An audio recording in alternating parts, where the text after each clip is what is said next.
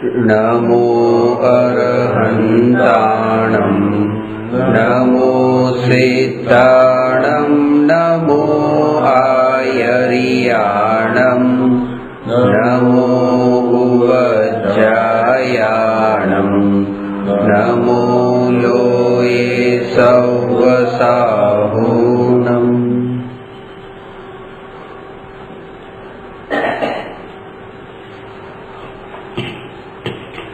प्रश्न नंबर 250 समाधि मरण कोने कहेवाय?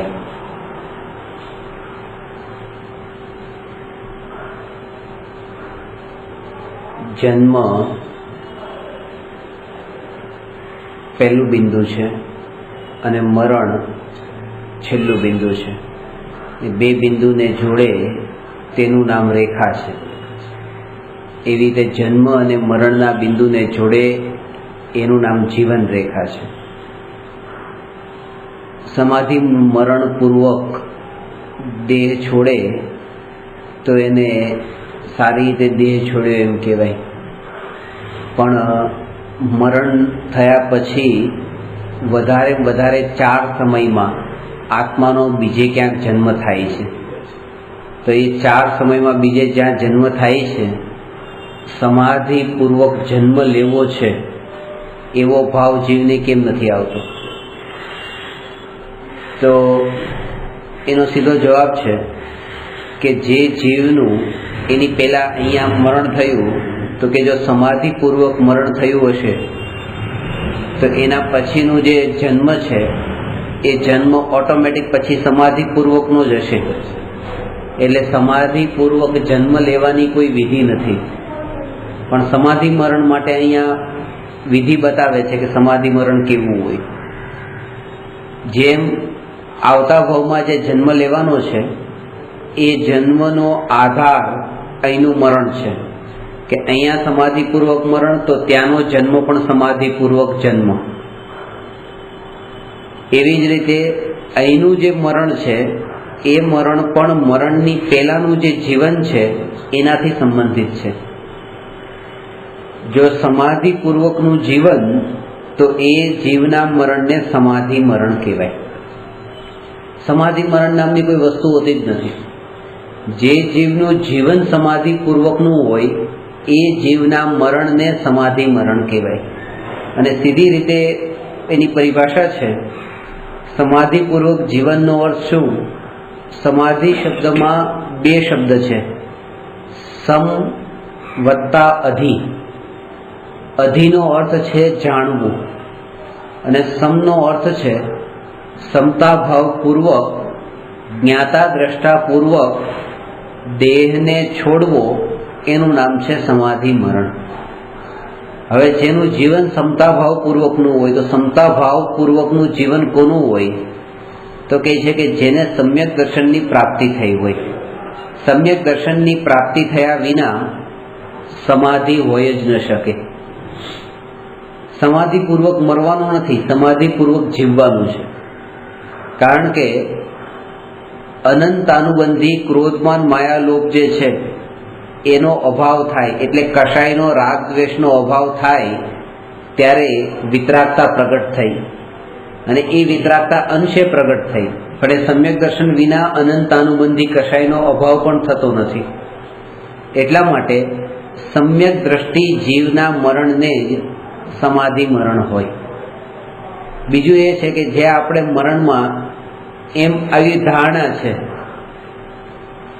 कि गाड़ीमां जता जता अचानक एक्सिडेंट थई गयुं, मरण थई गयुं, अथवा तो बैठा बैठा एक पळमां ते देह छूटी गयो, मरण थयुं। तो आवा मरणने आपणे ऊंचुं मरण कहीए कि जो बहु पीड़ावुं न पड्युं, कि 6 महीना वर्ष सुधी एवी रीते पथारीमां रहेवुं पड़े अने पछी एटली डॉक्टरना धक्का खावा पड़े, दवाखाने रहेवुं पड़े, एवुं बधुं तो न थयुं। बहु सारी रीते मरण थयुं। एम मरण 3 प्रकारना छे। एक मरण तो एवुं छे कि जेमां मरनार पथारीमां होय अने एनी एवी इच्छा होय कि अहींया जे लोको ऊभा छे, सगा संबंधीओ छे, ए मने कंईक धर्मनुं संभळावे આ પહેલું. એટલે બીજો મને ધર્મનું સંભળાવે આવી ભાવના, અને બીજો સંભળાવે પણ ખરો, અને એ સાંભળતા સાંભળતા એનો દેહ છૂટે. છેલ્લી ઘડીએ કોઈ મરણ પથારી પર હોય તો ઘણા બધા લોકો મને કહે કે અમે જ્યારે છેલ્લી ઘડીએ હોય તમને સમાચાર મળે તો સંભળાવવા માટે આવજો, સંભળાવવા માટે આવજો, એવી રીતે કહે. હમણાં 3-4 મહિના પહેલા હું જ્યારે પરદેશ ગયો ત્યારે એ વખતે એક બેન થોડા સિરિયસ થઈ ગયા હતા. તો એ વખતે એમણે મને ફોન કરતા હશે અને ફોન લાગતો નહીં હોય. મારો એમની સાથે 10 વર્ષનો સંબંધ છે. તો પછી જ્યારે હું આવ્યો ત્યારે મને કહે કે તમને કેટલા ફોન કર્યા. મને તો એમ થઈ ગયું કે સર સાથે કે 10 વર્ષથી સંબંધ રાખ્યો એ બધો સંબંધ પાણીમાં ગયો. કારણ કે સર સાથે તો સંબંધ એટલે રાખ્યો હતો કે મરણના કાળે છેલ્લી ઘડીએ અમને થોડુંક ધર્મનું સંભળાવે. અમારો ખર્ચો માથે પડ્યો. કારણ કે છેલ્લી ઘડીએ તો તમે અમારી સાથે હતા નહીં. આ તો સારું થયું કે ભગવાનની દયાથી સારું થઈ ગયું અને બચી ગયા એમ.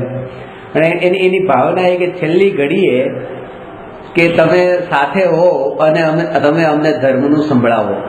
તો આ મરણ પણ સારું મરણ છે, પણ એનાથી ઉત્કૃષ્ટ મરણ એક બીજું છે કે તમે મરણ પથારી પર હો અને કોઈ જ્ઞાની તમારા નિકટવર્તી તમને ધર્મની વાત સંભળાવે, એના કરતાં છેલ્લી ઘડીએ તમારી એવી જાગૃતિ હોવી જોઈએ કે તમે એ જીવને ધર્મની વાત સંભળાવો.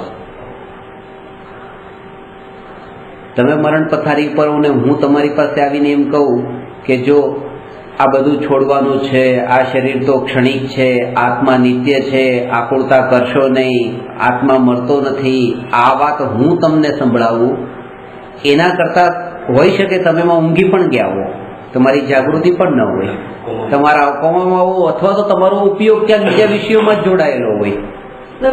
હા, શરીરમાં જોડાયેલો હોય, પરિવારમાં જોડાયેલો હોય, આ ભાવમાં બધી સંપત્તિ ભેગી કરી છે, પાપના પોટલા પોતે બાંધ્યા છે, જેને લઈને જવાના છે, અને સંપત્તિ અહીંયા છોડીને જવાની છે.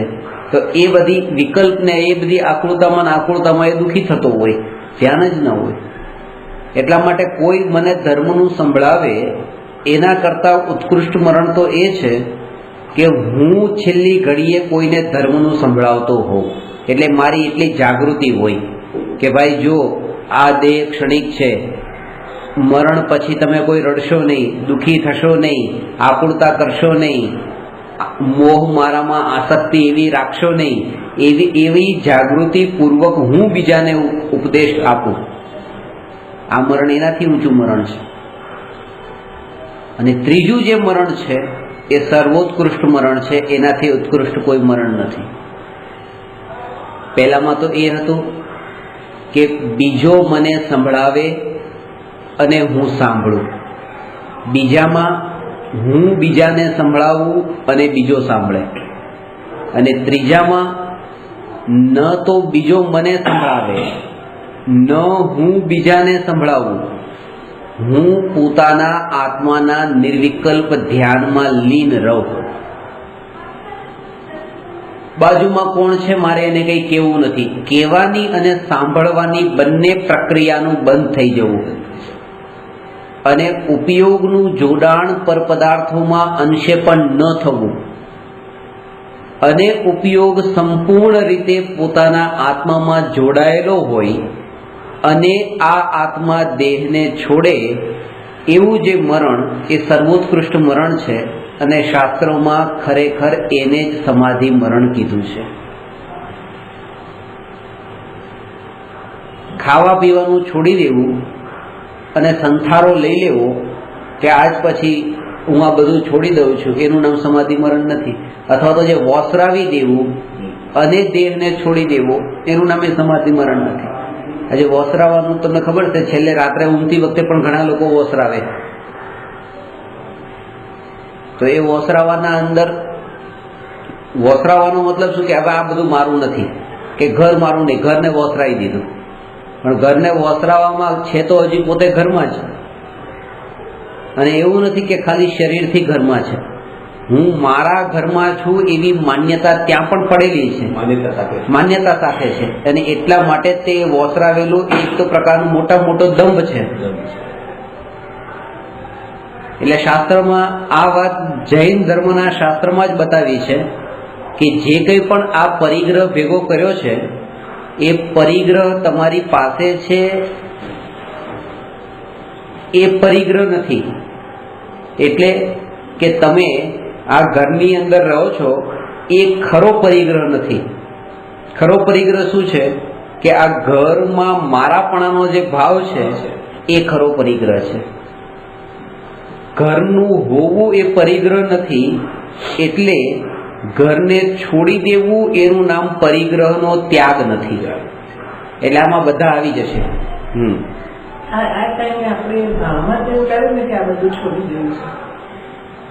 એટલે જ તે આ બધું છોડી દેવું છે એ પણ નબળાઈ છે, કારણ કે એને હજી સાધના બરાબર કરી નથી. સાધનામાં ક્યાંક ને ક્યાંક ગડબડ કરી નથી. એને લાઈન પણ બરાબર નથી. સાધનાની જે વિધિ જે હોય છે ને એ લાઈનમાં પણ નથી, માર્ગમાં પણ નથી. કારણ કે માર્ગમાં પોતે નથી જેણે તમને બતાવ્યું છે. કોઈ જ્ઞાનીઓએ બતાવ્યું હોય તો હું એ વાતને માનું, પણ તમને જે બતાવનારા એ પોતે જ અજ્ઞાની છે અને પોતે જ માર્ગ ભૂલેલા છે, પોતે જ એ વાતને માની રહ્યા છે કે આ બહારનો પરિગ્રહ છોડવાનું નામ ધર્મ છે. અને ક્યારેક ક્યારેક તો એમ એકલા જ્યારે પડી જાય ત્યારે એમ લાગે છે કે આ લોકો સંસારમાં આનંદ ભોગવતા હશે. એ માન્યતા ઊંડે ઊંડે પડેલી હોય. મહારાજ સાહેબને એકાંતમાં જ્યારે જાય ત્યારે એમ લાગે કે આ લોકો પોતાના ઘર ગૃહસ્થીમાં પોતાના 5 ઇન્દ્રિયના વિષયના ભોગોમાં એ ક્યાંક ને ક્યાંક સુખ ભોગવતા હશે, અને ક્યાંક સુખ તો ત્યાં હશે. પણ જ્યારે આ ગ્રહસ્થો જ્યારે મહારાજ સાહેબને પગે લાગવા જાય ત્યારે મહારાજ સાહેબને એક પણ એવો વિચાર તો આવે કે જ્યારે આ બધા મને પગે લાગવા માટે આવે છે ત્યારે સુખ નહીં હોય ત્યારે જ આવતા હશે. એટલે લોકોનું ટોળું જ્યારે એમની પાસે જાય ત્યારે ખબર પડે છે કે ખરેખર સંસારમાં સુખ નથી. પણ જ્યારે પાછા એકલા પડી જાય ને ટોળું દૂર જતું રહે ત્યારે પાછું એમ લાગે કે કંઈક જો સુખ ભોગવવા માટે જતા રહ્યા, સુખ ભોગવતા તો હશે એકલા અહીંયા નથી આવ્યા ત્યારે. એટલે હજી એ નિર્ણય પોતે જ નથી કર્યો કે વસ્તુને છોડવાનું નામ અપરિગ્રહી દશા છે કે વસ્તુમાં મારાપણું છોડવાનું નામ અપરિગ્રહી દશા છે. વસ્તુમાં મારાપણું છોડવાનું નામ છે મિથ્યાત્વ છૂટવું. અને આપણે તો એ વાત ડગલે ને પગલે કહીએ છીએ કે જે પર વસ્તુને આત્માએ આજ સુધી ગ્રહણ કરી નથી એ પર વસ્તુને આત્મા છોડી કેવી રીતે શકે? એને જે છોડવાની વાત છે એ જ એ વસ્તુની અણસમજને બતાવે છે. વસ્તુ પ્રત્યેની અણસમજ બતાવે છે કે આજથી મારે આ વસ્તુ છોડી દેવી છે, મારે આ વસ્તુ છોડી દેવી છે. હજુ જે છોડવાની વાત કરે છે ને એ વાતની જ ખબર નથી કે હું કોણ છું. જેને હુંની ખબર હોય તો પછી એને એ વાતને વિચારવાની પણ જરૂર નથી કે મારે આને છોડી દેવાની છે. કારણ કે ત્યારે એની એવી પ્રતીતિ થઈ ગઈ છે કે આ વસ્તુ છૂટી છે, અને છૂટીને છોડવાનો જે વિકલ્પ છે એનાથી મોટું અજ્ઞાન બીજું કંઈ નથી. પેલા એ પ્રતીતિ એને દ્રઢ કરવાની છે કે આ છૂટી છે. છોડવાનો મતલબ એ જ છે કે એ વસ્તુમાં એવી પ્રતીતિ થાય કે આ છૂટી છે. એ તો પહેલા સ્વીકાર થઈ ગયો કે મેં પકડેલી, મારી ગ્રહણ કરેલી છે એટલે છોડવાની વાત આવે. છોડવાની વાત એ ના આવે, દિમાગમાં ના બેસે. અને જેટલી વસ્તુને આપણે આ બધી આખી જિંદગી પાપ કરીને પરિગ્રહ ભેગો કર્યો છે અને એને છોડવાની વાત કરીએ છીએ, એમ માનીએ છીએ. આ બધા આ ઘર છે, હું ઘર ગૃહસ્થીમાં ફસાયેલો છું, ઘર ગૃહસ્થીમાં હું પોતે ફસાયેલો છું. આ બધી વસ્તુઓ જે છે એ બધી વસ્તુઓને જે વસ્તુઓને આપણે આપણા અંદરમાં બાંધી દીધી છે, આપણી ગુલામ બનાવી દીધી છે કે આ વસ્તુને હવે કોઈ લઈ ન શકે, આ વસ્તુ મારી છે, આ વસ્તુને લઈ ન શકે, આ મારી છે, આ મારી છે. પણ ખરેખર એ બધી વસ્તુને બાંધવામાં, ભેગી કરવામાં, એકઠી કરવામાં આપણે પોતે જ બંધાઈ ગયા છીએ એની સાથે. એક એવી કથા છે કે એક ભાઈ ગાયને બાંધીને જંગલમાં જતા હતા ચારવા માટે, અને એક સંન્યાસીએ આ જોયું ને લોકોનું ટોળું પણ હતું.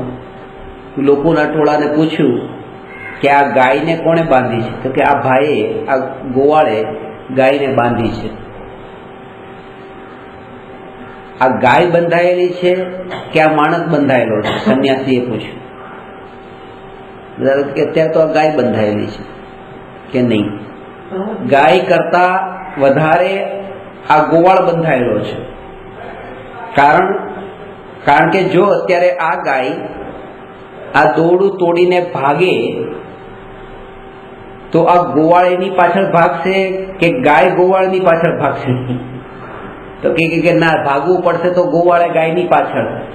તો જેણે પાછળ ભાગવું પડે છે એ બંધાયેલો છે, આ ગાય તો બંધાયેલી નથી. તો એ સ્થિતિ છે કે જે વસ્તુને આપણે ભેગી કરીએ છીએ, વસ્તુઓને ભેગી કરવામાં આપણે વધારે બંધાઈ જઈએ છીએ. અને એટલા માટે અહીંયા વસ્તુઓથી આપણે પોતે જાતે જ બંધાયા છીએ. ભાવોથી વસ્તુઓએ આપણને બાંધી જ નથી. વસ્તુએ બાંધી નથી એટલે વસ્તુને છોડવાની નથી. વસ્તુઓનું મારાપણું છોડવાનું છે, વસ્તુમાં એકત્વ છોડવાનું છે.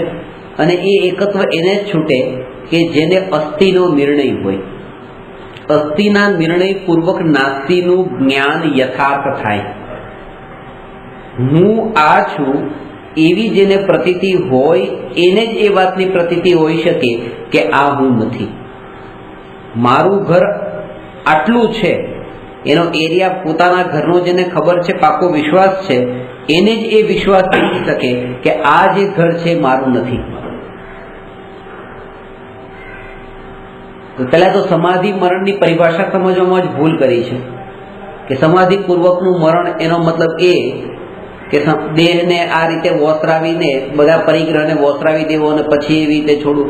એમાં તો મોટા મોટો દમ એ થઈ જાય કે આપણે એમ કહીએ કે આ બધું છોડી દઉં છું.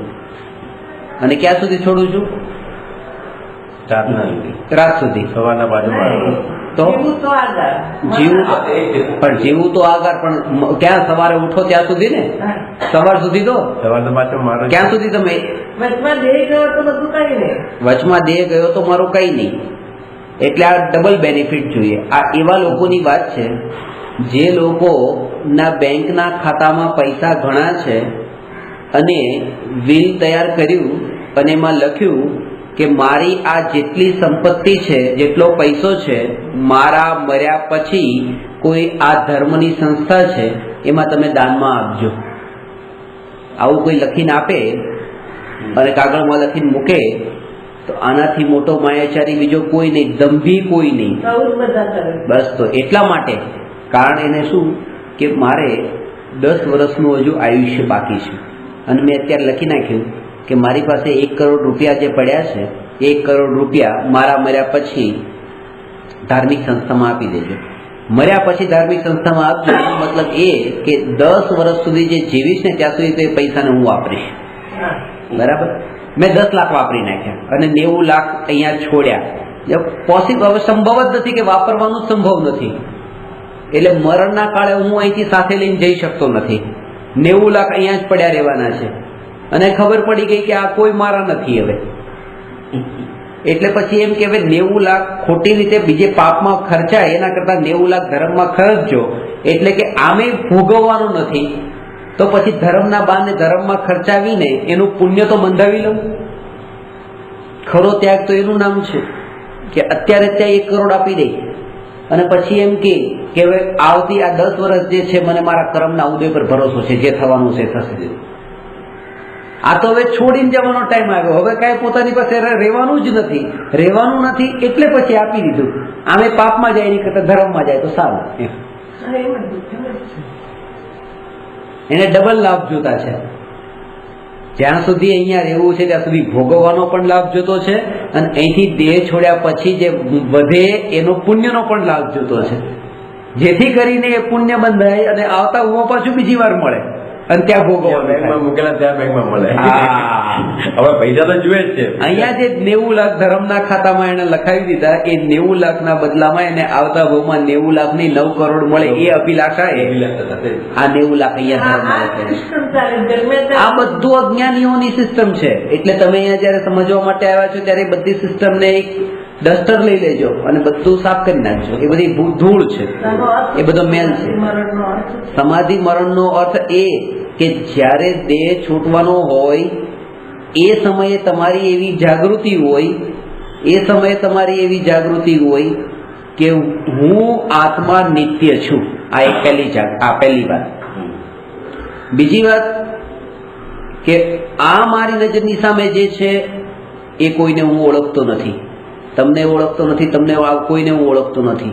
એવી સ્થિતિ આવી ગઈ, કોઈને ઓળખતા નથી. તમને એ વાત પણ યાદ નથી કે તમે મનુષ્યના શરીરમાં છો, તમે સ્ત્રી પર્યાયમાં છો, તમે ઘરમાં છો, દુકાનમાં છો, કે તમે દવાખાનામાં છો, તમે રસ્તા પર છો. તમને કંઈ યાદ નથી. તમને ખાલી એટલી જ વસ્તુની ખબર છે કે તમે જ્ઞાન સ્વભાવી ભગવાન આત્મા છો.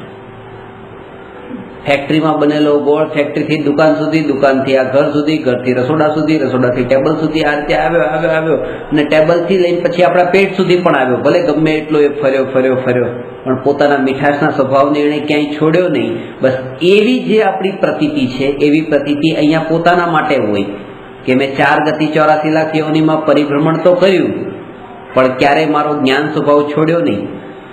માતાના ગર્ભમાં હતો કે ગર્ભમાંથી બહાર આવ્યો, બાળકથી યુવાન થયો, યુવાનથી વૃદ્ધ થયો, વૃદ્ધ થયા પછી મરીને દેવ થયો, દેવથી પાછો પશુ થયો, પશુથી પાછો નરકમાં ગયો, નરકથી મનુષ્ય થયો. ક્યાંય પણ પરિભ્રમણ કર્યું પણ મેં મારા જ્ઞાન સ્વભાવને છોડ્યો નહીં. એના ઉપર જ જોર આપો. થોડો પણ શુભ વિકલ્પ તો કરવો, થોડો પણ વ્યવહાર તો કરવો, થોડું પણ અહીંયા 12 આટલું મારે છેલ્લી ઘડીએ મારી જવાબદારી તો પૂરી કરવી.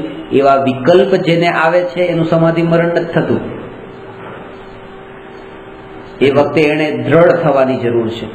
એટલી દ્રઢતા જોઈએ કે એ સમયે એ આ જયારે બધી વાતને ભૂલી જાય કે હું કોણ. આ જે શરીરની સાથેનું જે એકત્વ છે, એ એકત્વ જેને એટલું દ્રઢ રૂપે છે એને દેહ છોડવાનું દુઃખ છે. સમાધિ મરણનો અર્થ એમ નહીં કે હવે મારે મરી જવું છે. મરવાની ઈચ્છાનું નામ સમાધિ મરણ નથી.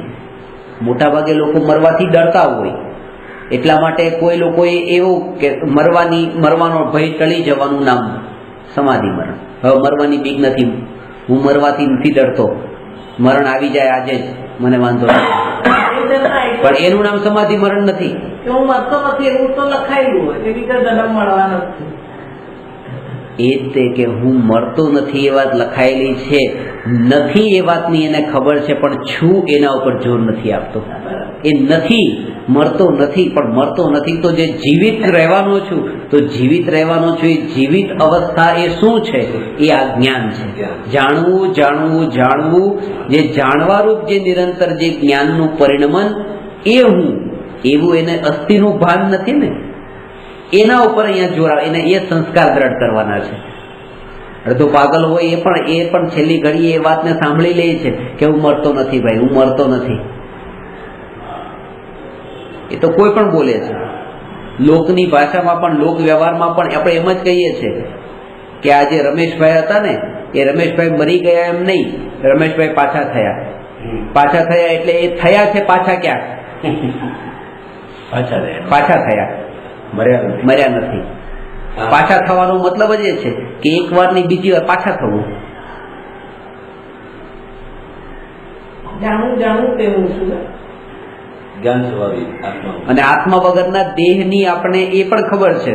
એટલે એ સમયે પાછા થયા, આ ભાઈ પાછા થયા, રમેશભાઈ પાછા થયા, અને પછી આપણે એમ બોલીએ છીએ ક્યારે કાઢવાના છે? વિદાય નથી કેતા, કાઢવાના.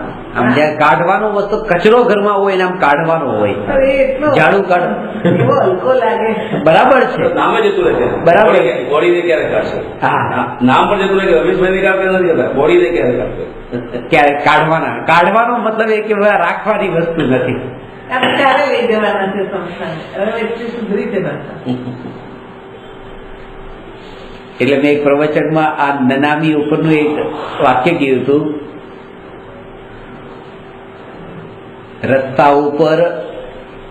રસ્તા ઉપર કોઈ એક નનામી જતી હતી. એ નનામી પણ કોઈ નામીની જ જતી હતી, પણ એ જતી હતી એ રીતે કે ઘરની કોઈ ચીજ નકામી જતી હતી.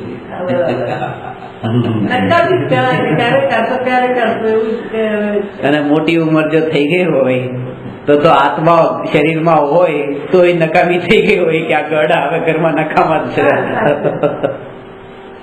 નીકળ્યા પછી નહીં, ગડપડ આવતા જ નકામી થઈ જાય છે. વધારે એમ લાગે કે ક્યારે આવે કે ક્યારે છૂટે, ક્યારે છૂટે, એ ક્યારે છૂટે, એ ક્યારે છૂટે. ભાવ એવો હોય કે અમે ક્યારે છૂટીએ, અમે ક્યારે છૂટે, એવો ભાવ હોય. એનું કારણ છે, કારણ કે બહુ દુઃખ દેખાતું નથી એટલે એમ લાગે કે આ ક્યારે છૂટે, ક્યારે છૂટે. પણ મરણ પછી ક્યાંક જે દુઃખ ભોગવશે, જો ખરેખર છે ને એક ગરડા વ્યક્તિ ઘરમાં છે, મને એવી ભાવના છે કે આ ક્યારે છૂટે. હવે ક્યારે છૂટે? કારણ કે એમને દુઃખી બહુ થઈ રહ્યા છે. મને ખરેખર જો એમના પ્રત્યે કરુણા હોય ને તો હું એમના માટે અહીંથી ક્યારે છૂટે એ ભાવના ન ભાવું, એમ ભાવના ભાવું કે સંસાર પરિભ્રમણથી ક્યારે છૂટે. તો સંસાર પરિભ્રમણથી છૂટ્યા વગર દુઃખથી છુટકારો નથી. તો મારે જો ભાવના ભાવવી હોય તો એ ભાવના ભાવવી જોઈએ કે સંસાર પરિભ્રમણથી ક્યારે છૂટે. પણ હું ભાવના ભાવું છું કે અહીંથી ક્યારે છૂટે. એનો મતલબ કે મારો સંબંધ આટલો છે, અહીંથી છૂટ્યા એટલે પછી હું છૂટ્યો. આ બધું જોવાનું મારું છૂટ્યું. આપણે પોતે જ પોતાના સ્વાર્થને જોઈએ છીએ. સાચી વાત. આ વાક્ય સરસ છે, સંસાર પરિભ્રમણથી ક્યારે છૂટે એ ભાવના ભાવવી જોઈએ. આ ક્યારે છૂટે એવો કોઈના માટે એવી ભાવના પણ નહીં ભાવવી.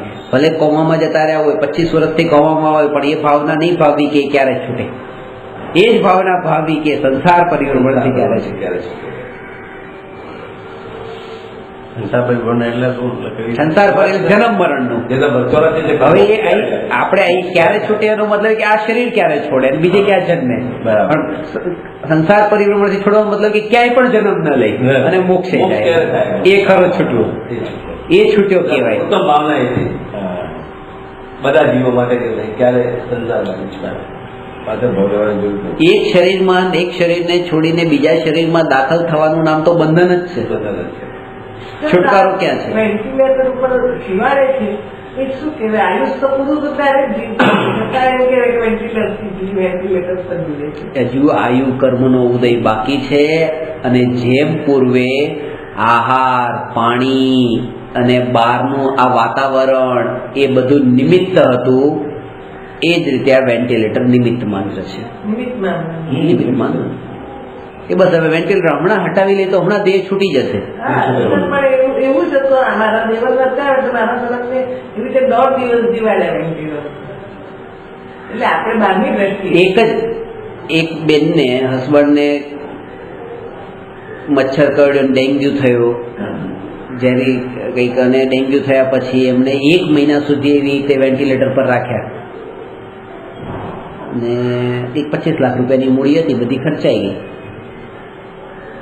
બ્રિજ કેન્ડી હોસ્પિટલમાં ટ્રીટમેન્ટ આપી, પછી છેલ્લે પૈસો બાકી ન રહ્યો તોય તે 5-1 લાખ રૂપિયા અહીંથી ત્યાંથી બીજા ત્યાંથી ભેગા કરીને પણ કરાવ્યું. પણ પછી તો એમ કે હવે બચવાના જ નથી, ડૉક્ટરે કીધું. પછી આપણે વેન્ટિલેટર હટાવી દીધું. પછી તેનું દેહ છૂટી ગયો અમુક પળમાં જ. એટલે લોકોએ વાત કરી એમ કે એમણે પણ એવી રીતે કે રાખજો કે અમારા પાપના ઉદય હતા, પૈસા નહોતા એટલે ન જીવ્યા. પૈસા નહોતા એટલે ન જીવ્યા. થોડોક હજી પૈસો હોત તો હજુ 2-4 મહિના વેન્ટિલેટર રાખી શક્યા હોત તો હજી જીવી જાત એમ. પણ એમ હોય જ ન શકે. જ્યારે આયુ કર્મનો ઉદય એ 1 મહિનાનો જ હોય બાકી, ત્યારે એને બહારના નિમિત્તો સહજ આવા જ મળે. એ દિમાગમાં નથી આવતા. એ નિમિત્તો ઓટોમેટિક આટલા જ મળે. બાકી તો 25 લાખ તો હતા, પછી 5 લાખ ઉપરથી મળ્યા ને. એમ કેમ નથી જોતા? કારણ કે આયુષ્યનો ઉદય તો 5 લાખ મળ્યા ને, પાછા આપવા વાળું મળી ગયું ને. સર એક આ બીજું એ થાય છે 12 મહિના 15 મહિના કોમામાં જીવે. ત્યારે કહું 25-25 વર્ષ સુધી પણ કોમામાં જતા રહે. હા, છે અને એ કોમામાં જે છે ને એ તમારા માટે કોમામાં છે. અંદરમાં એની જ્ઞાન ચેતના જાગૃત છે. અંદરનું જ્ઞાનનું પરિણમન જાણવું ચાલુ જ છે. ખાલી એની સ્થિતિ એના જેવી થઈ ગઈ છે જેવી એકેન્દ્રિયની સ્થિતિ છે કે બટાટાના અંદર જે જીવો છે એને કાપે, એને ફ્રીજમાં મૂકે, એને ઠંડી ગરમી, એને દુઃખને વ્યક્ત નથી કરી શકતા, પણ જાણવા પણ એનું નિરંતર ચાલુ છે. દુઃખનું વેદન પણ ચાલુ છે. એની બધી ક્રિયા આત્માની અંદર ચાલુ છે. આની પણ ક્રિયા ચાલુ જ છે, પણ એ એવી વ્યક્ત કરી શકે. એ બટાટું એ બોલી નથી શકતું, એ કહી નથી શકતું, વ્યક્ત નથી કરી શકતું શરીરથી કે વચનથી કે કાયાથી કે. એટલા માટે આપણને એમ લાગે છે કે ક્યાં દુઃખ ભોગવે, આ ઝાડને શું દુઃખ, આ ઝાડને શું દુઃખ છે, હવાને શું દુઃખ છે, પાણીને શું દુઃખ છે. પણ એની અંદર જીવ છે, એ વેદન કરે છે. એ વેદનને વ્યક્ત નથી કરતા. અવ્યક્ત દશાને આપણે દુઃખ નથી માનતા.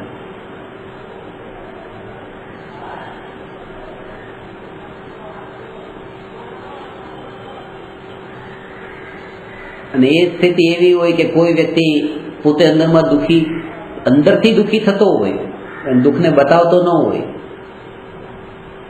દુઃખને બતાવતો ન હોય. જગતમાં એને જ્ઞાની, ત્યાગી, તપસ્વી માને, પણ એવી સ્થિતિ તો એકેન્દ્રિયોની હોય છે. કોઈ સાધુ એવી રીતે કરે, દીક્ષા લઈ લીધી, કપડાં છોડ્યા, ચપ્પલ નથી પહેરતા, સહન કરે છે અને બતાવતા નથી. બહારમાં કોઈને કહેતા પણ નથી કે અમે દુઃખને સહન કરીએ છીએ. અંદરમાં સહન કરે છે, અંદરમાં પીડાને વેદે છે અને બહારમાં બતાવતા નથી કે અમે આટલી પીડા વેદીએ છીએ. આની એવી સ્થિતિ તો એકેન્દ્રિયોની પણ હોય છે કે પીડાને વેદે છે અને બહારમાં બતાવતા નથી. એ ખોટું. ખરેખર હોવું એ હોવું જોઈએ કે અંદર પીડાને વેદન જ ન થાય કે આ પીડા છે. આ દુઃખનું વેદન થવું એ પહેલી વાત, અને દુઃખનું વેદન થયા પછી એને બહારમાં નથી બતાવવું એ બીજી વાત. ઇન્દ્રવેલી થઈ ગયા. ભાવલિંગીને દુઃખ, આ જે દુઃખ છે એ દુઃખનું વેદન થાય. એ વેદન એટલે કે જ્ઞાનમાં જણાય, પીડા નહીં, જ્ઞાનમાં જણાય ને એ પણ જણાય કે આ સંયોગ મારું સ્વરૂપ નહીં અને આ જે દુઃખ છે એ દુઃખ પણ મારું સ્વરૂપ નહીં. જે હજી એક કશાય ચોકડીના ઉદયથી હજી જે દુઃખનો અંશ બાકી છે એ મારું સ્વરૂપ નથી, એવી પ્રતીતિ છે. પણ વેદન વ્યક્ત કરે, વ્યક્ત કરવાનો પ્રશ્ન જ નથી, કારણ કે વેદતા જ નથી. કારણ કે પોતે જે જાણનાર હોય એ વેદે કેવી રીતે?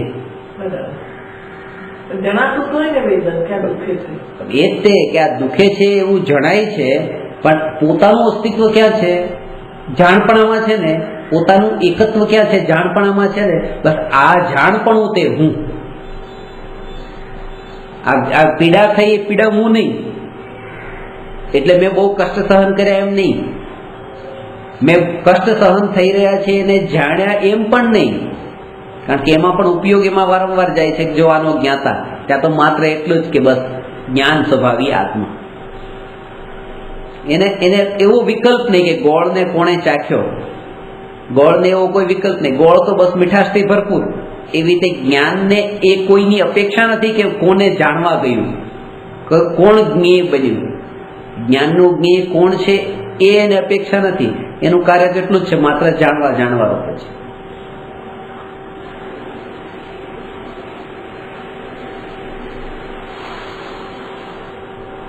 તો જાણવાને જાણે કહેવાય.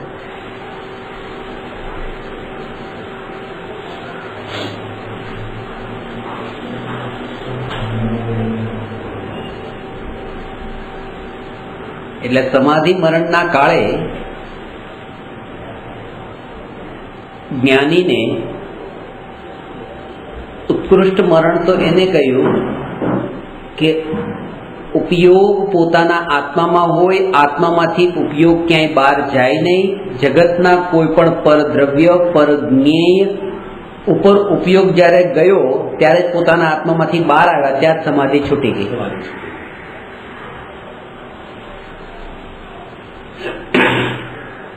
લોકમાં જેને સમાધિ માને છે કે સમાધિ લેવાનો ખાડો કરીને બેસી જવાનો, એના ઉપર માટી નાખી દેવાની, એનું નામ સમાધિ લઈ લીધી. એ સમાધિ નથી. છેલ્લી ઘડીએ એ વિકલ્પ પણ નહીં કરવો, કોણ આવી ગયું, કોણ બાજુમાં છે, દીકરી આવી ગઈ કે નહીં, દીકરો આવી ગયો કે નહીં, કોઈ વિકલ્પ નહીં. ઘણા એવા વિકલ્પ પણ કરે. તો હોય કે અમને મળી ગયું, છેલ્લે કે જે મળે પોતાને મળે, કેને મળે કે આવી ગયું. દેહ ન જતો તો દાન કરાવે કે બાકી દાન કરો તો દેહ સારાથી છૂટે. એવી બધી પદ્ધતિઓ છે. એ અજ્ઞાનીઓની વચ્ચે રો છો, એ અજ્ઞાનીઓને ભૂલી જાઓ. તમને હજી એ લાગ્યું નથી કે આ અજ્ઞાનીઓ મૂઢ પાગલ મિથ્યા દ્રષ્ટિઓ છે, પોતાના આંખ ઉપર અજ્ઞાનના પાટા બાંધીને ફરી રહ્યા છે, એને પોતાને ખબર નથી. એ બધાને ભૂલીને તમે પોતાને યાદ રાખો, બસ તમે કોણ, તમે કોણ. કારણ કે આખા જગતને તમે તમારી માન્યતા અનુસાર ફેરફાર કરી જ નહીં શકો. એક અંદરમાં દ્રઢ પ્રતીતિ એ કરી લો. હજી તમને એ જ વિચારમાં નથી આવતું. તમને હજી આશ્ચર્ય થાય છે કે આવું તો અમને કેમ શીખવાડ્યું, અમને આવા ઊંધા સંસ્કાર કેમ નાખ્યા, હજી અમને આવા વ્રત તપ કરવાનું જ કેમ આવ્યું, હજી અમને આવું વોસરાવાના સંસ્કાર કેમ નાખવામાં આવ્યા. પણ એ તમને એવા વિચાર પણ એટલે આવે છે કારણ કે તમને અંદરમાં પ્રતીતિ નથી કે અજ્ઞાની છે. પેલા એક પ્રતીતિ થઈ જાય કે અજ્ઞાની છે, એ પણ મારાથી પણ વધારે અજ્ઞાની છે. કારણ કે મને એટલી તો ખબર પડી, કારણ કે આ વોસરાવું એ વોસરાવું નથી. આ એક પ્રકારનો વેપાર છે, દમ છે. વેપારી બુદ્ધિ જે હોય ને કે લા હું આટલું કરું તો મને આટલી કમાણી થાય, આમ કરું તો આટલું થાય, તો આટલું વોસરાવું તો આટલું પુણ્ય બંધાય, આટલું પુણ્ય બંધાય, આવતા ભાવમાં મને આટલી અનુકૂળતા મળે, આ સારી જગ્યાએ જન્મ થાય. એવું નહીં, પણ એના જોડે મમત્વ ભાવ છોડી શીખ્યા. અરે મમત્વ ભાવ સવાર સુધી છોડ્યો છે, નથી છોડ્યો. હમણાં 2 વાગે હાર્ટ એટેક જેવું આવી જાય તો પાછી હમણાં ગાડીને જે વોસરાવીથી ચાલુ કરશે. ચલો ગાડી ચાલુ કરો, ચલો ડ્રાઈવરને બોલાવો, બધું વોસરાવેલું ઊભું થશે, બધું લેશે. અડધી રાત્રે બીમાર પડે તો શું થાય? તો પછી વોસરાવાનો મતલબ જ શું?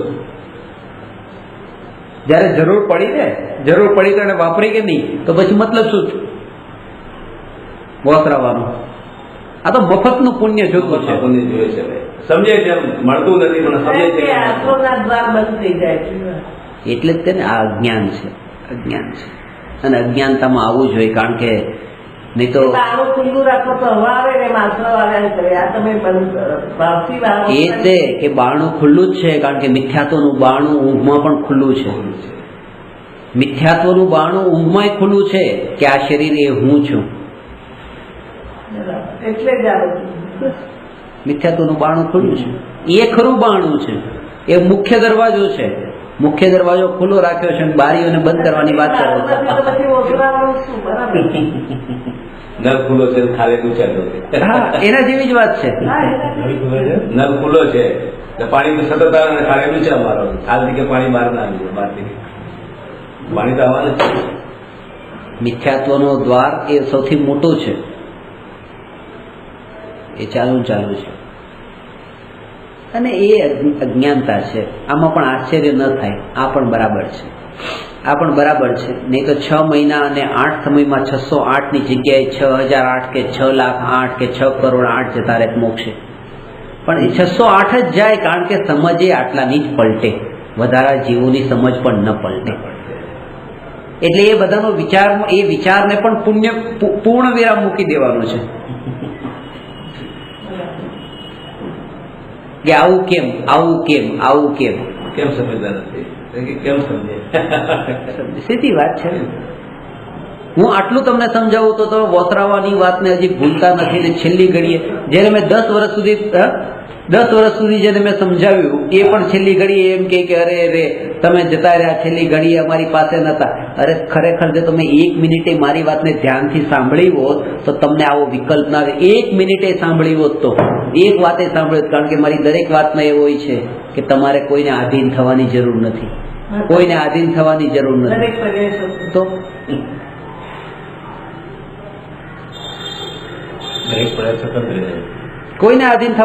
નથી.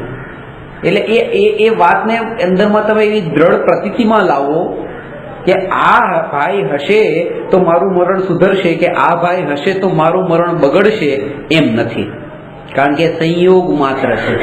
એ મારા મરણને સુધારતો પણ નથી ને મરણને બગાડતો પણ નથી. જો હું આ જીવ તરફ મારા ઉપયોગને જોડું, જો હું આ જીવ તરફ મારા ઉપયોગને જોડું તો મારું મરણ બગડે છે, અને આ જીવ તરફ મારા ઉપયોગને જોડું તો મારું મરણ બગડે જ છે, સુધરતું નથી. કારણ કે બંનેમાં ઉપયોગ વિચાર પોતાનામાંથી નીકળીને પર તરફ ગયો, અહિત જ થયું. એકમાં દ્વેષથી, એકમાં રાગથી. વિતરાગ ભાવ ન રહ્યો, ને વિતરાગ ભાવ પૂર્વક દેહને છોડવાનું નામ સમાધિ મરણ. આખી જિંદગી પાપ કર્યા અને પાપ કરીને પાપના પોટલા પોતે બાંધ્યા, અને છેલ્લી ઘડીએ ઘણા લોકો મુંબઈમાં હું જમવા માટે જાઉં કોઈના ઘરે, એટલે ચાંદીની થાળી હોય, વ્યવસ્થિત રીતે આમ બધું ઠાઠમાઠ હોય, એટલે બધાનું એક જ કેવું, જેને જેને ત્યાં જાઓ, પંડિતજી આ બધું જે તમને દેખાય છે ને આ બંદાની કમાલ છે, આ બંદાની કમાલ, આ બંદાની કમાલ, આ બધું જે દેખાય છે ને, બાપ દાદા પાસે કઈ નતું, બાપા તો લોટો લઈને આવ્યા હતા ગામમાંથી. આ બધું મેં મારી મહેનત ને મારે આમાં છે ને જાન રેડી દીધી છે, શૂન્યમાંથી સર્જન કર્યું છે, એમ કે આ બધી બંદાની કમાલ છે, બાપાનું કઈ નથી. એટલે પછી હું એને કહું કે આ બધી બંદાની કમાલ છે ને, આ બધું તે જ કર્યું છે ને, તું એ વાતને બતાવે છો કે પંડિતજી આ જે કાંઈ પણ કર્યું છે આ બધું પાપ મેં કર્યું છે, મારા બાપાએ નથી કર્યું, એટલે નરકમાં હું જવાનો છું, મારા બાપા નહીં. કારણ કે બાપા એ કર્યું તો બાપા જાત, પણ બાપા તો સંતોષી હતા, ગામમાં રહેતા હતા અને સંતોષથી જીવન જીવતા હતા, અને તું આવો અસંતોષી પાક્યો કે ગામમાંથી લોટો લઈને આવ્યો ને અહીંયા આટલું બધું ભેગું કર્યું. પાછું પોતા, આ તો પહેલી ભૂલ તો એ કે તું આ બધું વધાર્યું, અને પાછું બીજી ભૂલ એ કે પોતાને એમ માને છે કે આ વધાર્યું એના કારણે હું મહાન છું. એક એક વસ્તુમાં તારું જે એકત્વનો ભાવ છે ને, આપણને એમ લાગતું હોય કે ગરીબની પાસે છે ને 1 રૂપિયો એને પડી જાય તો એને દુઃખ થાય, ને કરોડપતિનો રૂપિયો પડી જાય તો એને ઓછું દુઃખ થાય, એવું નહીં સમજવું. દુઃખ બેયને એક સરખું જ થાય, કારણ કે રૂપિયો સુખ આપે છે એવી માન્યતા બેયની છે. ક્વોન્ટિટીથી કોઈ ફરક ન પડે કે રૂપિયો પડી ગયો કે 10 રૂપિયા પડ્યા, પણ અંદરમાં જે માન્યતા પડે છે કે બસ રૂપિયામાં સુખ છે. એટલા માટે મેં કેટલાય કરોડપતિઓને રૂપિયા માટે ટેક્સીવાળા સાથે ઝઘડતા જોયા છે, કારણ કે એ અંદર માન્યતા એ પડેલી છે કે આ રૂપિયો સુખ આપે છે. 1 રૂપિયો હોય કે પછી 100 રૂપિયા હોય કે કરોડ રૂપિયા હોય, એનાથી મતલબ નથી. એ રૂપિયા માટે રૂપિયો જવા નહીં દે. હિસાબમાં બી રૂપિયો વધારે લઈ લીધો નહીં આપે પાછો, તો કે રૂપિયો પાછો આપ, ભલે કરોડ રૂપિયા બાકી રૂપિયામાં હિસાબ વ્યવહાર પાકો. હા, વ્યવહાર પાકો, એને કહેવત બનાવી દીધી. હા, કહેવત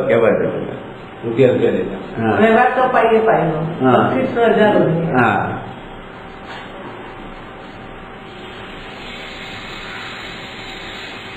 કરોડપતિઓની તો હાલત એનાથી પણ વધારે ખતરનાક હોય છે ગરીબ લોકો કરતા. એટલા માટે કારણ કે ગરીબની તો એક મર્યાદા બંધાઈ ગઈ હોય, એ પછીનો વિચાર ન કરતા હોય કે આટલા મારે હવે કમાવા છે. રસ્તા ઉપર જે ફૂટપાથ પર સુવા વાળા મારે લાખો કમાવા છે, કરોડો કમાવા છે, એવી તો આશાય ન બંધાતી હોય. હવે તો શાંત થઈને બેસી ગયો.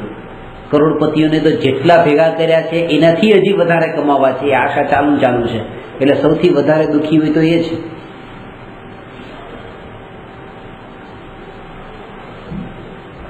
ગરીબ માણસ તો સૂર્યાસ્ત ને મજૂરમાં સવારે ઉઠી જવાનું, એટલે એને વધારે જરૂર છે સમજવાની ધર્મને, અને એ જ કારણ છે મારા મોટા ભાગના સ્ટુડન્ટ બધા કરોડપતિઓ છે, કારણ કે એને સમજવાની વધારે જરૂર છે. એ વધારે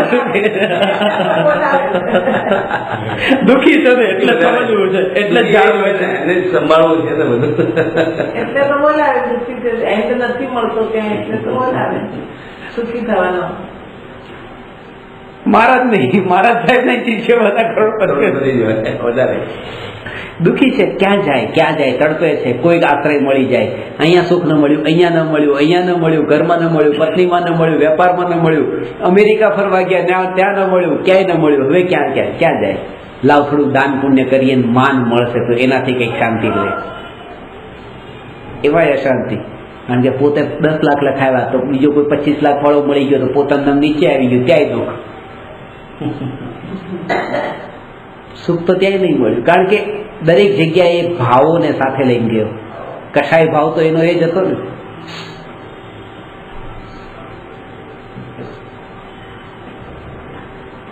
તમે અહીંયા કરોડોના ફ્લેટમાં રહેતા હો તો પણ તમે નિર્દોષ છો, દોષમાં નથી. મહારાજ સાહેબ ભલે કે પણ હું તમને જે વાત કહું છું ધ્યાનથી સમજી લેજો. તમે નિર્દોષ ક્યારે કહેવાઓ કે કરોડોના ફ્લેટમાં અત્યારે આ આત્મા છે અને અત્યારે 8 વાગે 0 મિનિટ ને 0 સેકન્ડે આ દેહને છોડવાનો છે, આ ઘર છોડવાનું છે અને છોડીને એ જીવ ધારાવીની ઝૂંપડપટ્ટીના અંદર અત્યારે આ આત્માનો કોઈના ત્યાં જન્મ થવાનો છે અને આ દેહને છોડીને આત્મા એ દેહને ધારણ કરે એ સમાચાર મને મળે અને મને કંઈ પણ દુઃખ ન થાય, કોઈ આકુળતા ન થાય, કંઈ બેચેની ન થાય, કંઈ નીચાપણાનો અનુભવ ન થાય અને સહજ ક્ષમતા ભાવે ખાલી મારા ઘરના એક રૂમમાંથી બીજા રૂમમાં જેમ હું ગયો એવી રીતે એક રૂમમાંથી બીજા રૂમમાં ગયો એવો મને અહેસાસ થતો હોય તો અહીંયા કરોડો રૂપિયાના ફ્લેટમાં પરિગ્રહમાં રહેતા હોવા છતાં પણ તમે નિર્દોષ છો. ઘર છોડવાનું નથી. કારણ કે એ કોણ તૈયાર હોઈ શકે ત્યાં રહેવા માટે? જે અહીંયા ન જોડાયો હોય, જેને અહીંયા મોહ ન હોય, આસક્તિ ન હોય, એ તૈયાર થઈ જાય, ઠીક છે, વાંધો નહીં, બસ એને દુઃખ નહીં થાય. એટલા માટે એનું ત્યાં રહેવું એનું જો સહજ થઈ જતું હોય એને વાંધો ન હોય એ તો આજથી 10 વર્ષ પછી જો એ દેહને છોડીને ત્યાં રહેવા માટે તૈયાર હોય તો અત્યારે 10 વર્ષ પણ રહેશે તો એને વાંધો નથી. અને એ જ સ્થિતિ જ્ઞાનીઓની હોય છે. સમ્યક દ્રષ્ટિના ભોગ નિર્જરાના હેતુ કેમ છે? આના કારણે. કારણ કે દેહ છોડ્યા પછી એ ક્યાંય પણ જન્મ લે, રાજામાંથી એ નરકમાં પણ જાય તો પણ એના માટેની તૈયારી છે. સૈનિક રાજાને જે હતી કે રાજામાંથી પણ નરકમાં જવાની તૈયારી હતી, ક્ષાયિક સમ્યક દર્શન હતું, એના બળ પર છેલ્લી ઘડીએ એ રાજાની અવસ્થામાં જે રહેવું અને પોતે સમ્યક દર્શન સાથે એ નિર્દોષ છે.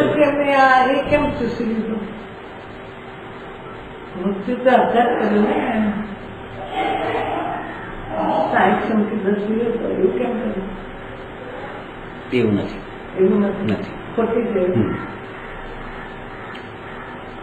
સમ્યક દ્રષ્ટિ જીવ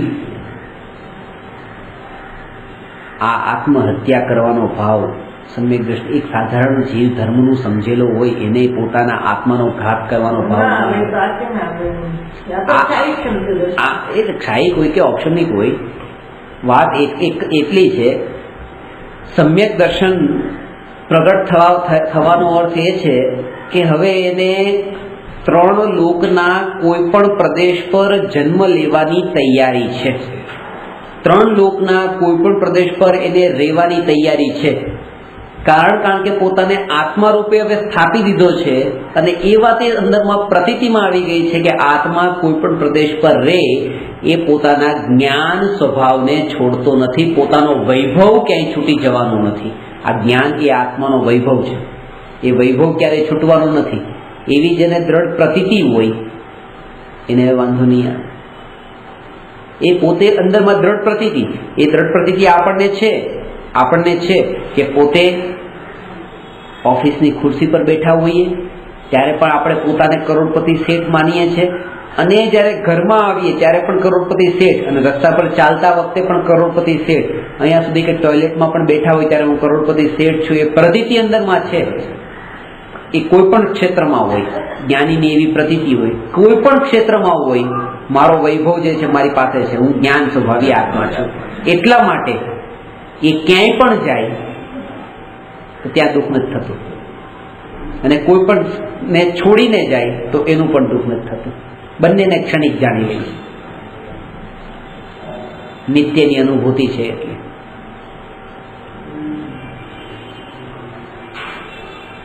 ચાર સમય એટલે કેટલો ટાઈમ? એક સેકન્ડમાં તો કેટલાય સમય હોય ગણીને. અચ્છા, અહીંયા 80 વાગ્યા તમે થઈ ગયા. આપણો પડકાર આવતા હારી એટલે વાર તો જન્મ મરણ હતો. આપણો પડકાર નિગોદના જીવને હારી એટલે એટલે આ વ્યવસ્થા એવી છે, મેં એક બુકમાં લખ્યું છે કે એક બાજુ મરણનું દુઃખ હોય તો બીજી બાજુ જન્મનો આનંદ હોય. એક બાજુ અહીંયા મરણના દુઃખમાં રડતા હોય, અહીંયા જેનું મરણ થયું છે મોટા ભાગે મોટી ઉંમરનાનું મરણ થયું એટલે રડવા વાળો દીકરો હોય. એટલે એક અહીંયા જેનું મરણ થયું તો એનો દીકરો રડે, દીકરા દીકરી, અને ત્યાં જન્મ થયો તો માતા બાપુ હશે. હા, બાપુ. અને ખાસ ગજબની વાત તો એ છે, કોઈ એમ કે ને કે અહીંયા ત્યાં તો 9 મહિના પછી જન્મ લેશે, તો એ ટાઈમે ક્યાં થયું? પણ આ તો એ જ ટાઈમે, કારણ કે અહીંયા દેહને છોડ્યો અને ત્યાં માતા પિતા ભોગ ભોગવે છે, કારણ કે ગર્ભમાં તો આત્મા ત્યારે જ આવી જાય છે. એટલે અહીંયા દુઃખને ભોગવે છે દીકરો, ત્યાં માતા પિતા સુખને ભોગવે છે ત્યાં ગર્ભમાં. એટલે એક જગ્યાએ મરણનું દુઃખ છે તો ત્યાં બીજા જન્મનો આનંદ છે. ખરો જન્મ એનો એ થઈ ગયો ગર્ભમાં આવ્યો ત્યારે. એક પળમાં ક્યાં ને ક્યાંય. ગુરુદેવ કહેતા મુંબઈમાં પ્રવચન માટે આવ્યા હતા ને દરિયાની બાજુ, કે જે લોકો દરિયાની બાજુમાં રહે છે અને દરિયા દિલ થતા નથી એ લોકો મરીને મધદરિયે માછલું બને છે.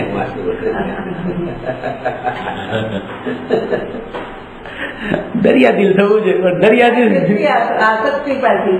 અમારે તો આખો દરિયો દેખાય, અમારા દરિયો દેખાય, એનામાં તો પૈસા વધારે આપણે દરિયા જોવાના. પૈસા છે કે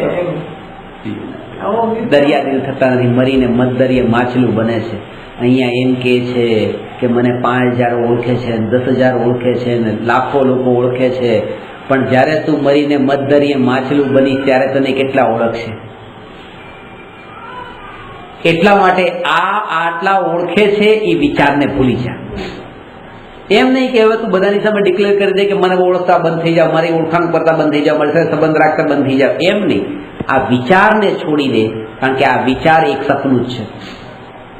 પછી જયારે જાગીશ ત્યારે ખબર પડશે કે આ કઈ નતું.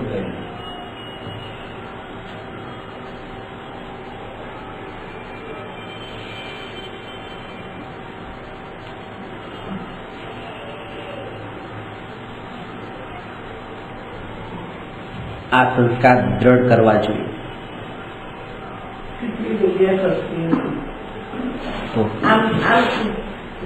મન ચોખ્ખું કરી વિચારોથી આ બાજુ ક્યાંક નીચે થતો એ જ અજ્ઞાનીની સ્થિતિ જેવી હોય છે. અજ્ઞાની એક નિમિત્તોમાંથી છૂટીને બીજા નિમિત્તોમાં ફસાય છે, પણ બધા નિમિત્તોથી છૂટીને ત્રિકાળી ઉપાદાનમાં સ્થિર નથી થતો.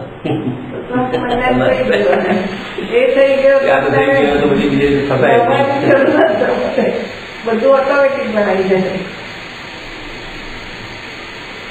આ ખોટા સંસ્કાર ભૂલતા કેટલો થાય.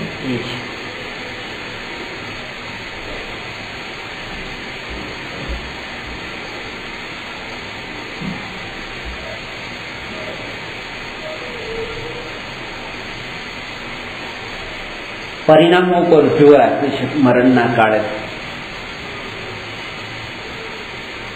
પરિણામો પર જોર આપવાનો અર્થ એ કે બેઠા બેઠા દેહને છોડ્યો કે ઊંઘતા ઊંઘતા દેહને છોડ્યો. ઘણા લોકો એમ કે જો હાથ પર હાથ રાખીને બેઠા બેઠા છોડ્યો, આડા પડેલા દેહ એમાં છોડ્યો. શરીરની સ્થિતિ કોઈ પણ પ્રકારની, એ બે ઉદય જ અલગ અલગ છે. એક તો શરીરની સ્થિતિના ઉદય, એ તો અઘાતી કર્મના ઉદય છે, અને અહીંયા આત્માના ઘાતી કર્મ, એને આત્માના પરિણામો જે છે એની સાથે કોઈ સંબંધ નથી. એવો કોઈનો પગ તૂટી ગયો હોય છેલ્લી ઘડીએ શું એ ત્યાં ક્ષમતા ભાવ ન રાખી શકે? એને બેસાતું ન હોય તો એ ક્ષમતા ભાવ ન રાખી શકે? છેલ્લી ઘડીએ એવી બીમારીઓ જ્યારે આવે તો ઘણા લોકો એવા પ્રશ્ન કરે કે જ્ઞાનીઓને આવી બીમારી શું કામ આવે? એણે તો જીવનમાં આટલો ધર્મ કર્યો હતો. કૃપાળુદેવને છેલ્લી ઘડીએ આવે આટલી બીમારી, કે જ્ઞાનીઓને આવી બીમારી આવે? એ જે બીમારી છે એ તો પૂર્વ કર્મનું ફળ છે, પૂર્વે કરેલા કર્મનું ફળ છે. ખાસ એ છે કે એ બીમારીમાં પણ આવી જાગૃતિ, હું આત્મા છું એ વાતની. કૃપાળુદેવ છેલ્લી ઘડીએ કીધું, મને કોઈ બોલાવશો નહીં, હું મારા આત્મામાં લીન થાઉં છું. આ બંને, મને કોઈ બોલાવશો નહીં એનું નામ વ્યવહાર, ને હું મારા આત્મામાં લીન થાઉં છું એ નિશ્ચય છે. છેલ્લો સંદેશ આપ્યો. જાગૃતિ કેટલી એ ઊંચી સમાધિ પોતાના સ્વરૂપમાં લીન થઈ ગયા, લીન થાય એટલે તો જ્ઞાની હતા ને. મચ્છર ની ચાદર મીઠાઈ જાય તો અંગ હલેની અંદર આત્મામાં ઘૂંટડા પીતા હોય એ ક્યાં વાત કરવાની. ઉપર એટલો પરિસર એ હોય તો હાકીમ જેવું શરીર.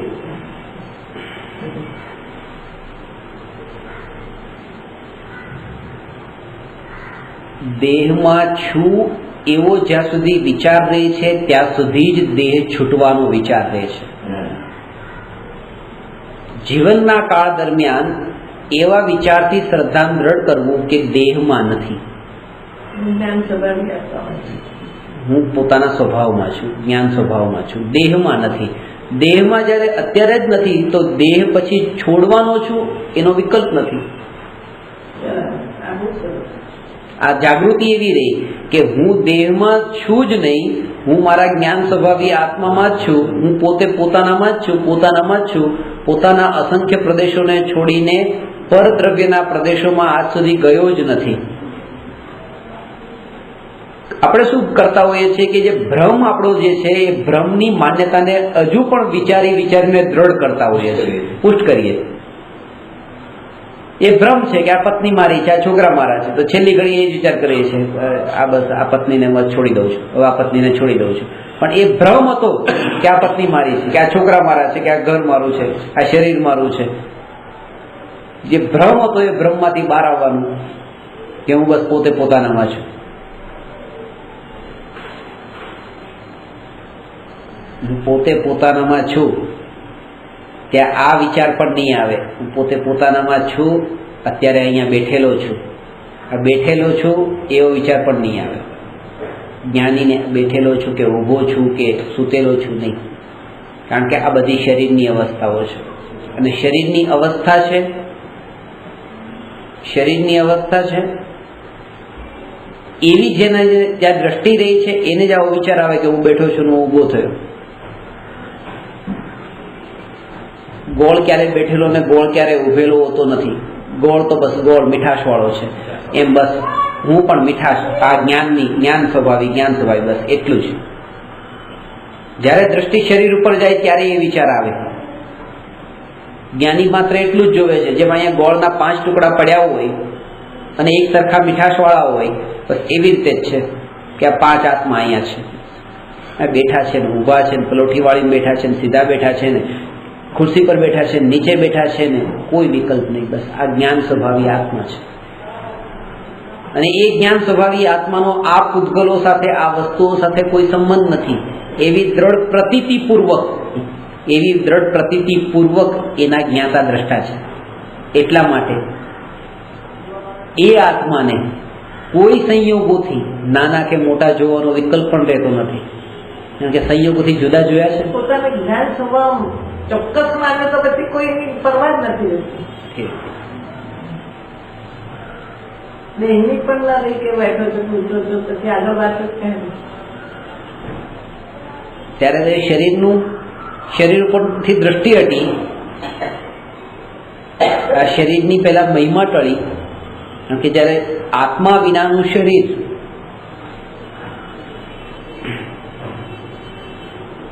જ્ઞાનીની 2 સ્થિતિ હોય કે શરીર અને આત્માને જ્યારે જુદા માન્યા ત્યારે આત્મા કેવો અનુભવમાં આવ્યો અને શરીર કેવું અનુભવમાં આવ્યું.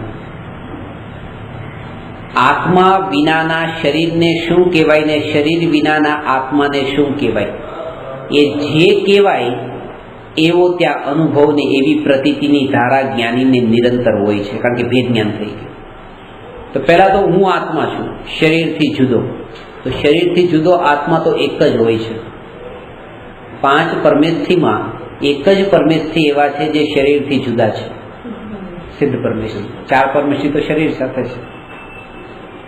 એટલે સિદ્ધ પરમાત્મા રૂપે પોતાનો અનુભવ થયો કે હું સિદ્ધ પરમાત્મા જેવા છે એવો હું. સર્વ જીવ છે સિદ્ધ સમજે છે ને, આ એ કોને થાય કે જે એમ માને કે હું આત્મા દેહથી જુદો. દેહ સાથે માન્યો તો સંસારી લાગશે, સિદ્ધ જેવો નહીં લાગે. દેહથી જુદો, આત્માને દેહથી જુદો માનવો અને દેહને આત્માથી જુદો માનવો. એનો મતલબ શું? આત્માથી જુદો દેહ, એનું નામ છે મળદું. તો જ્ઞાનીને આ દરેક શરીર, અહીંયા આ 5 સિદ્ધ પરમાત્મા બિરાજમાન છે અને આ 5 મળદા પડેલા છે. આવો અનુભવ થાય. આ વ્યક્તિ છે ને આ ભાઈ બેઠા ને આ ભાઈ, એમ નહીં. 5 સિદ્ધ પરમાત્મા છે ને 5 મળદા છે. કારણ કે આત્મા શરીરથી જુદો છે એટલે સિદ્ધ પરમાત્મા છે ને શરીર આત્માથી જુદું છે એટલે મળદું છે.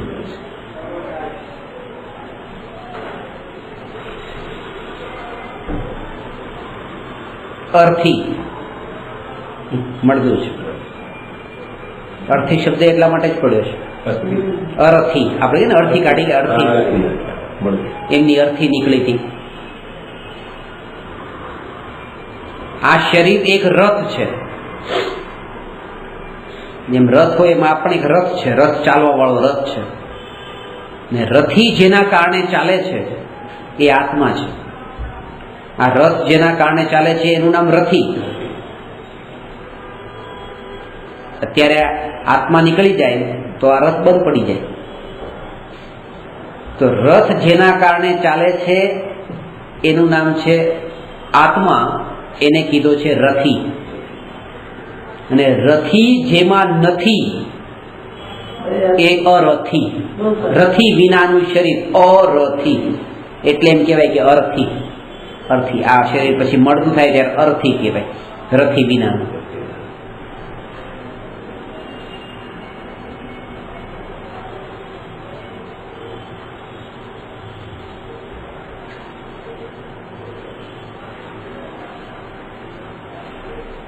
મહાભારતમાં પણ ત્યાં શ્રી કૃષ્ણ અને અર્જુનના સારથી હતા ને કૃષ્ણ, એ રથીનું કામ કર્યું હતું.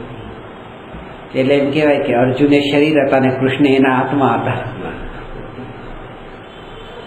અને એનો અર્થ પણ એ રીતે છે કે એમાં કે જ્યાં પણ એમ કહે છે ને શ્રી કૃષ્ણ કે તું મારું ધ્યાન કર, તું મારું ધ્યાન કર, જ્યાં પણ એમ કીધું શ્રી કૃષ્ણએ કે તું મારું ધ્યાન કર, ત્યાં આપણે બધી જગ્યાએ જો આત્મા શબ્દ લગાડી દઈએ તો બસ, તો પછી એક સાચું છે, પછી કઈ ખોટું નથી. કારણ કે પછી આત્માનું ધ્યાન કરજો. તું મારી શરણમાં આવી જાય, એનું તું આત્માની શરણમાં આવી જાય. બધે મારી જગ્યાએ આત્મા લગાવવાનું છે. એ તો પરમાત્મા સ્વરૂપ જ એને બતાવતા તમે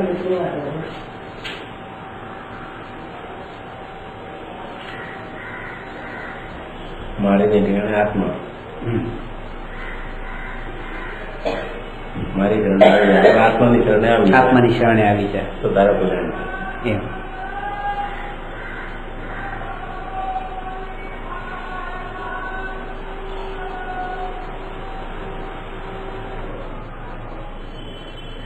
જે જીવ સમાધિપૂર્વક જીવન જીવે છે તેના મરણને સમાધિ મરણ કહે છે.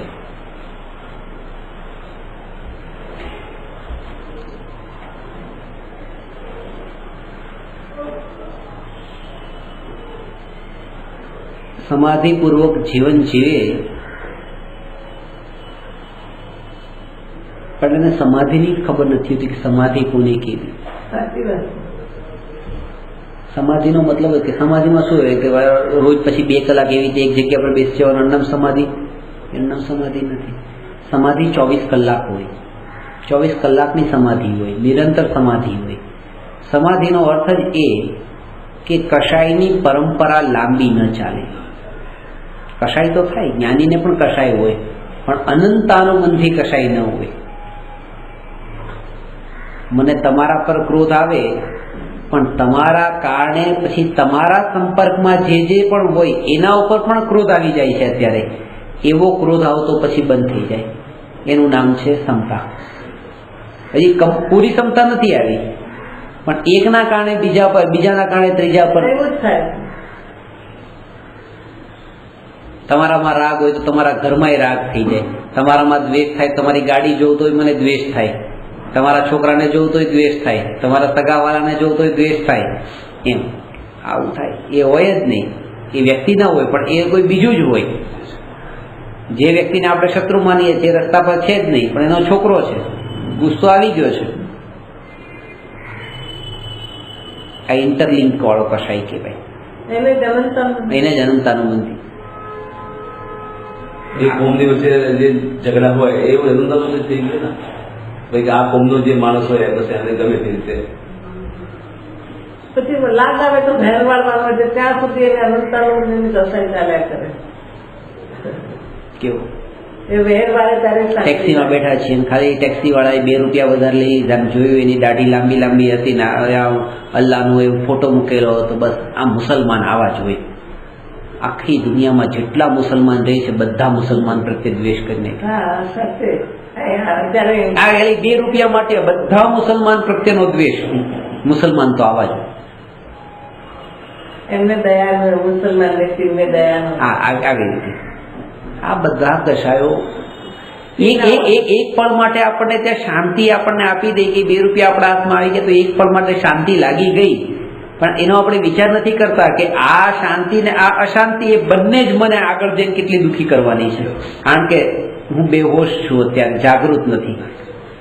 શાસ્ત્રમાં જાગૃતિ ઉપર બહુ જે જાગૃત છે એનું નામ સમાધિ. સમાધિનો મતલબ જ જાગૃતિ. અને જાગૃતિ જેને છે એને પછી વાંધો નથી આવતો. જે જાગે છે એને ખબર છે કે આ સવાર છે, આ બપોર છે, આ સાંજ છે, એને બધી ખબર છે.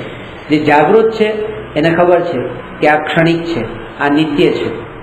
જે જાગૃત છે પછી એને ક્ષણિકનું ક્ષણિકપણું દેખાય તો દુઃખ ન થાય, ક્ષણિકનું ક્ષણિકપણું દેખાય તો દુઃખ ન થાય.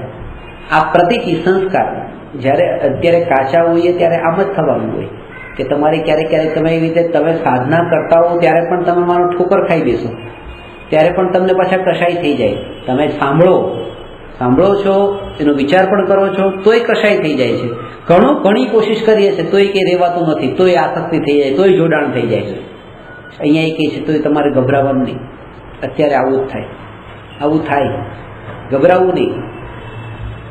તમને મહાવીર ભગવાનની ખબર છે, પણ મહાવીર ભગવાન તો જે છેલ્લી ઘડીએ પહોંચી ગયા, એ સાધ્યને પામ્યા, તમે એ મહાવીર ભગવાનને ઓળખો છો.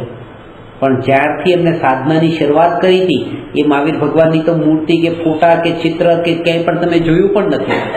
અને એ જો તમે જોવો તો તમને એ જ દેખાશે કે આ તમારી જે સ્થિતિ છે એવી જ એમની સ્થિતિ હતી.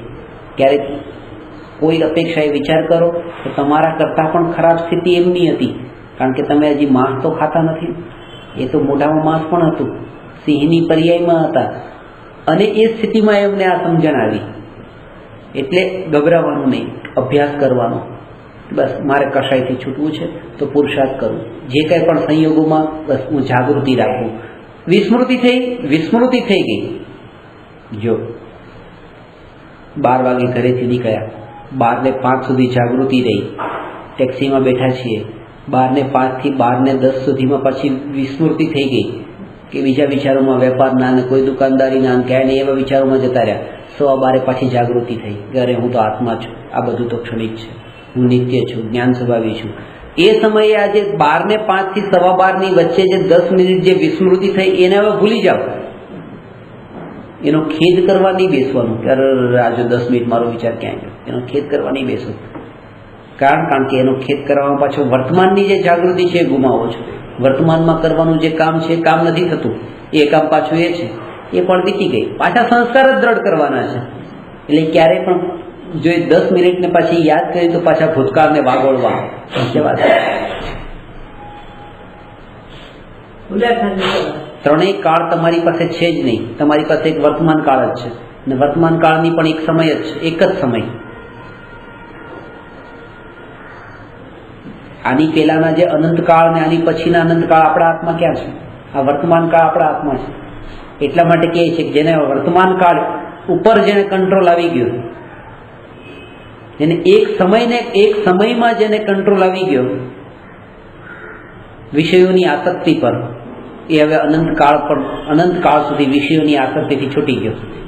કેમ? કારણ કે એક સમય છૂટી ગયો છે ને, તો હવે આવતા સમયમાં પણ એક જ સમય છૂટવાનું છે, એની આગલા સમયમાં પણ એક સમય જ છૂટવાનું છે. એક સમય જે છૂટી શકે વિષયોની આસક્તિ અનંત કાળથી છૂટી શકે, કારણ કે એક સમયનો જ છે. એક સમય બસ છૂટી જાય. ઢગલાબંધ સમય થોડું છૂટવાનું છે. ઢગલાબંધ સમય છૂટી પણ ન શકાય, કારણ કે એ તો અમે સમય જ છૂટા છે. વિષયની આસક્તિથી છૂટવાની વાત તો દૂર, એ સમય જ છૂટા છે ભવિષ્યના. વર્તમાનનો એક જે સમય છે એ સમયથી બસ ભવિષ્યના છૂટા છે એ આપણી અપેક્ષા વાત કરી. કારણ કે વર્તમાન પર્યાયનો ભવિષ્યની પર્યાયમાં અભાવ છે, પ્રધ્વંસા ભાવ છે.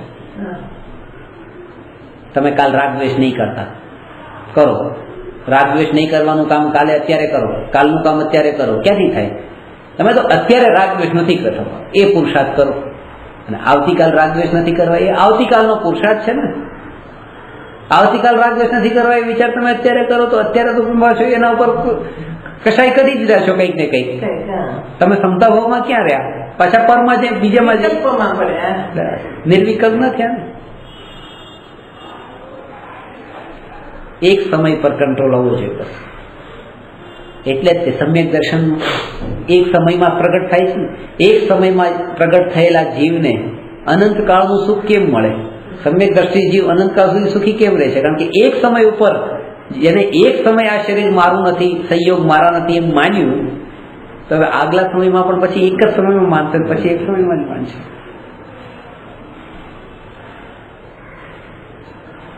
એટલે જ અનુભૂતિ એક સમયની જ થાય છે. અનુભૂતિ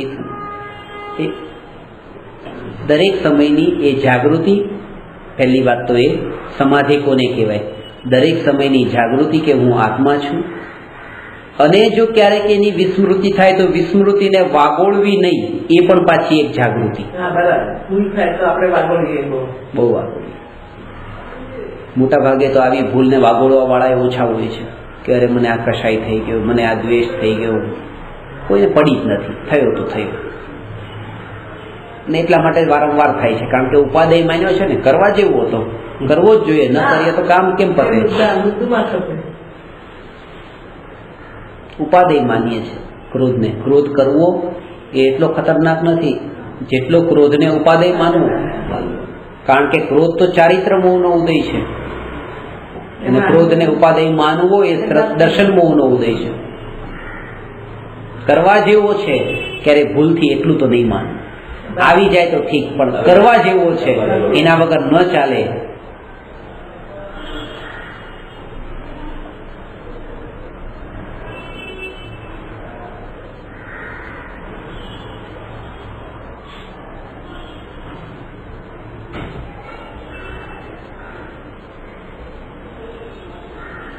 આચાર્ય સમંત ભદ્રદેવે કહ્યું છે કે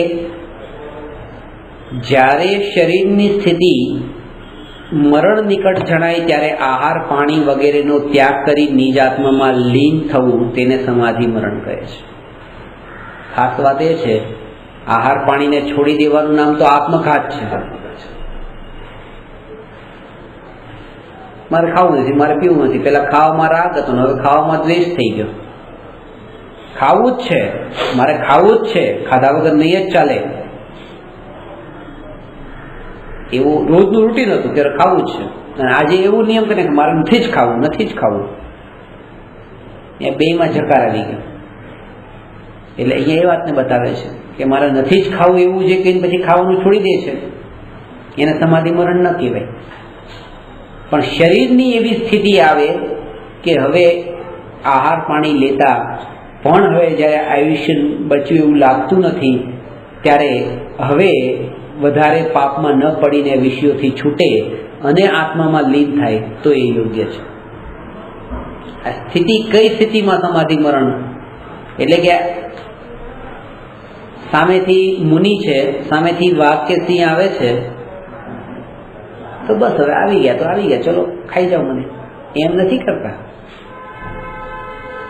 સામેથી ચાલીને મરવા થોડી રહેતા, ચલો મારો કાળ પાકી ગયો, કાળ લગતી પાકી ગઈ છે, ક્રમબદ્ધ પર્યાયમાં મરવાનું છે, ચલો ખાઈ જાય, એક બાજુ બેસી જાય છે, સામે જવાની જરૂર નથી.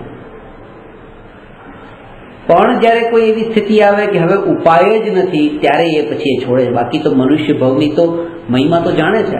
અને જયારે પણ તમે શાસ્ત્રોમાં એવા કિસ્સા સાંભળ્યા ને કે મુનિના પ્રાણીઓ શરીર ખાઈ ગયા ને પગ ખાઈ ગયા ને, એ ખાઈ ગયા એ ત્યારે ખાઈ ગયા હતા જયારે શુદ્ધોપયોગમાં લીન હતા, જયારે ખબર જ નથી કે આવે છે. ખાય છે એવી ખબર હતી. તો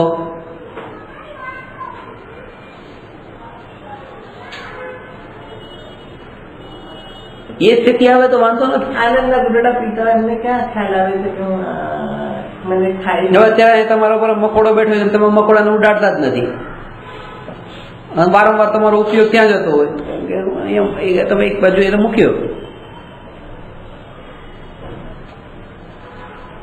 તમારે એને મૂકવાનો નતો, પણ એ ક્યારે કે જયારે તમે આત્મામાં એવા લીન હતા, તમારું ધ્યાન જ ત્યાં ન જાય.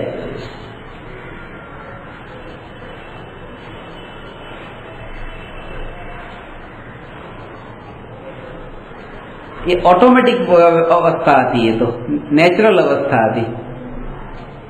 બસ એ અવસ્થાને પકડી લીધું છે કે એ બસ એવી હોય અવસ્થા કે આપણે અજ્ઞાનીઓ એવી જ માન્યતા છે કે આ રીતે ના કરે, આમ ના કરે, આમ ના કરે, સહન કરે.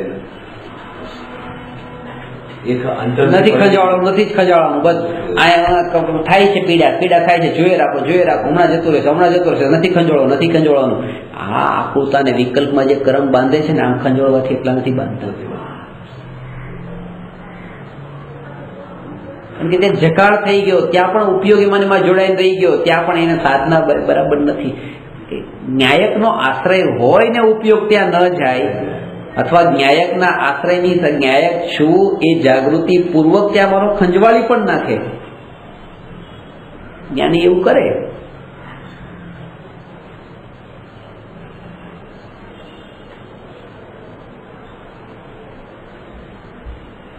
જ્ઞાનની લાંબી પરંપરા પણ અટવાય, બસ ટૂંકી ક્રિયામાં ફટાક પટી ગયું, ચલો આ કર્યું, વિકલ્પ નહીં, આનાથી છૂટા હવે આવે આપણે આપણા નહીં તો ઉલટું વધારે બંધાવા જેવું થાય ને. તો કલાક 2 કલાક સુધી ત્યાં હોય ત્યાં સુધી બસ આ એમ છે, આ એમ છે, દિમાગ ત્યાં ચાલે, ઉપયોગ ત્યાં જ આવે પાછો ફરી કરાવી.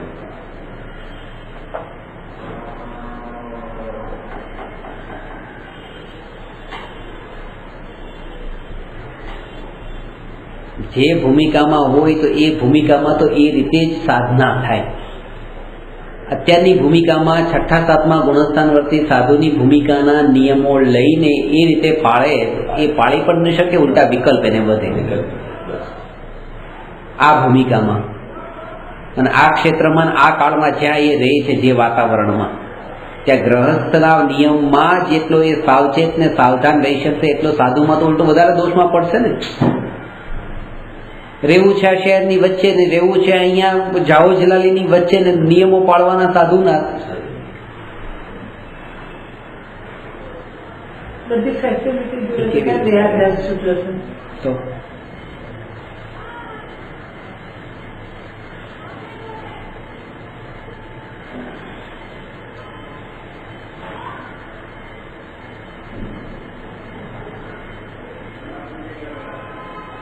એક ભાઈ મને કીધું મારે તમને મળવા માટે આવવું છે. કેટલા વાગે આવું?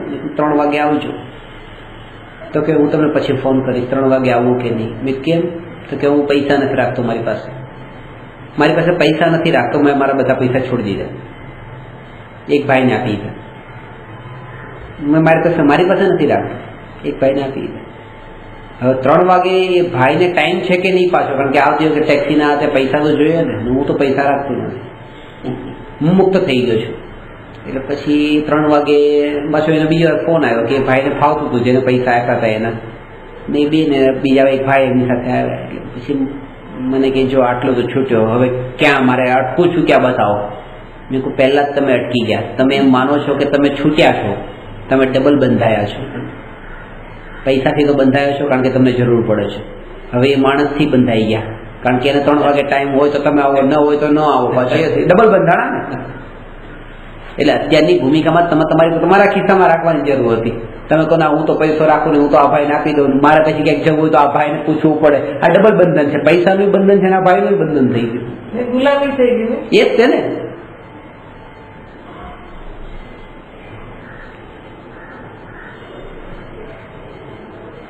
પોતે તો એક મારા સાહેબ મને પૈસા આપવા હતા, મારા સાહેબ મને આપવાના હતા, પોતે તો હાથ લગાડે નહીં. અને પેલો જે હોય પેલા કામ ઓફિસમાં કામ કરવા વાળો છે એ અડધો કલાક પોણો કલાક સુધી આવ્યો જ નહીં, અને પૈસા ત્યાં પડ્યા સામે કબાટમાં પડ્યા છે, પોતે કાઢીને આપવાના નથી, કબાટ ખુલ્લો છે અને હું લઉં નહીં. પૈસાનો વ્યવહાર કરવો છે પણ હાથ નથી લગાવવો. આ તો ડબલ બંધન છે, પૈસાનું બંધન છે, પેલા ભાઈનું બંધન છે. ક્યારે આવે ક્યારે આવે ક્યારે આવે, અને વિકલ્પ કેટલા વિકલ્પો એ આવ્યા પછી એના ઉપર કેટલો ગુસ્સો કર્યો કે આટલો મોડો આવ્યો હતું કે આના રાહ જોઈએ છે તારા આમ ને તેમ ને.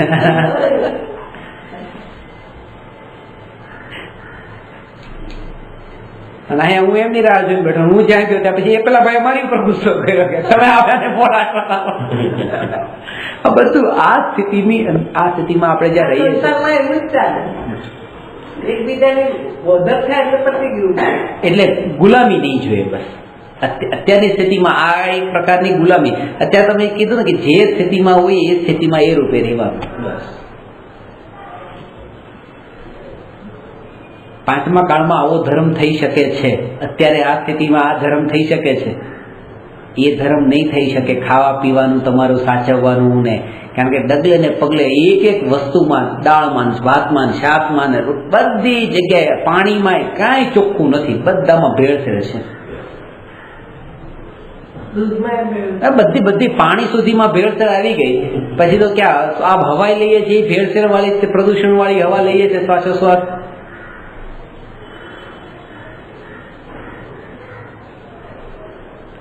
પ્રતીતિ થઈ શકે છે, એમાં કોઈ ભેળસેળ ન હોય એવું બની શકે. હા, એ કોઈ પણ સ્થાન હોય, જંગલ કે ઘર કે મહેલ કે એ શ્રદ્ધા થઈ શકે છે. જે સૌથી સહેલું કાર્ય છે એ જીવને કરવું ગમતું નથી, કારણ કે એમાં કરવાનું કઈ નથી.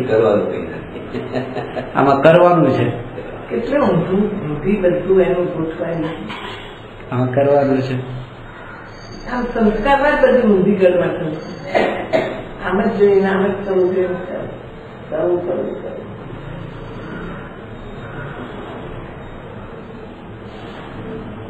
મોટા ભાગના મારા વિદ્યાર્થીઓ નોટબુક ને પેન ને કંઈક ને કંઈક લઈને આમ બેસીને લખે ક્લાસમાં. કરવા વાળી વૃત્તિ હોય ને, આ બેઠા બેઠા શું કરવાનું, કઈ નહીં કરવાનું, કંઈક તો કરતા જઈએ, લખતા જઈએ, થોડું તમે કે લખતા જઈએ. કારણ કે એમ લાગે છે કે અહીંયા પછી કઈ કરતા જ નથી અમે કંઈક. અને ધર્મનું તો કંઈક કરવું તો જોઈએ ને, કે આપણે કંઈક આ સાંભળવાનું ને વિચારવાનું ને તો કંઈક કરવું જ ન લાગે. શરીરની ક્રિયા એ કરવું લાગે.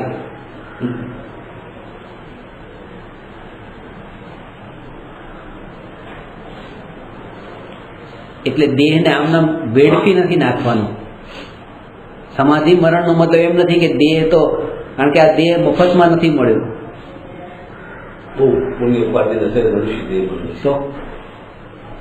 એટલે તે વિશે જે વાત કરી ને પુણ્યના ઉદય આપણે જે કર્યા હોય એ ક્યાં ભોગવાના, કે આ ભોગવી જ રહે, આ જ પુણ્યનો ઉદય. જ્ઞાનીઓને પુણ્ય જે બાંધ્યા હોય એનું ફળ મળે છે. આ ફળ આ જ છે, સમાધિ રહે એ ફળ છે, એ જ એનું ફળ છે. જ્યાં સુધી શરીરની સ્થિતિ સંયમ પાળવા યોગ્ય હોય ત્યાં સુધી આહાર પાણીનો બુદ્ધિપૂર્વક આજીવન ત્યાગ ન કરવો જોઈએ.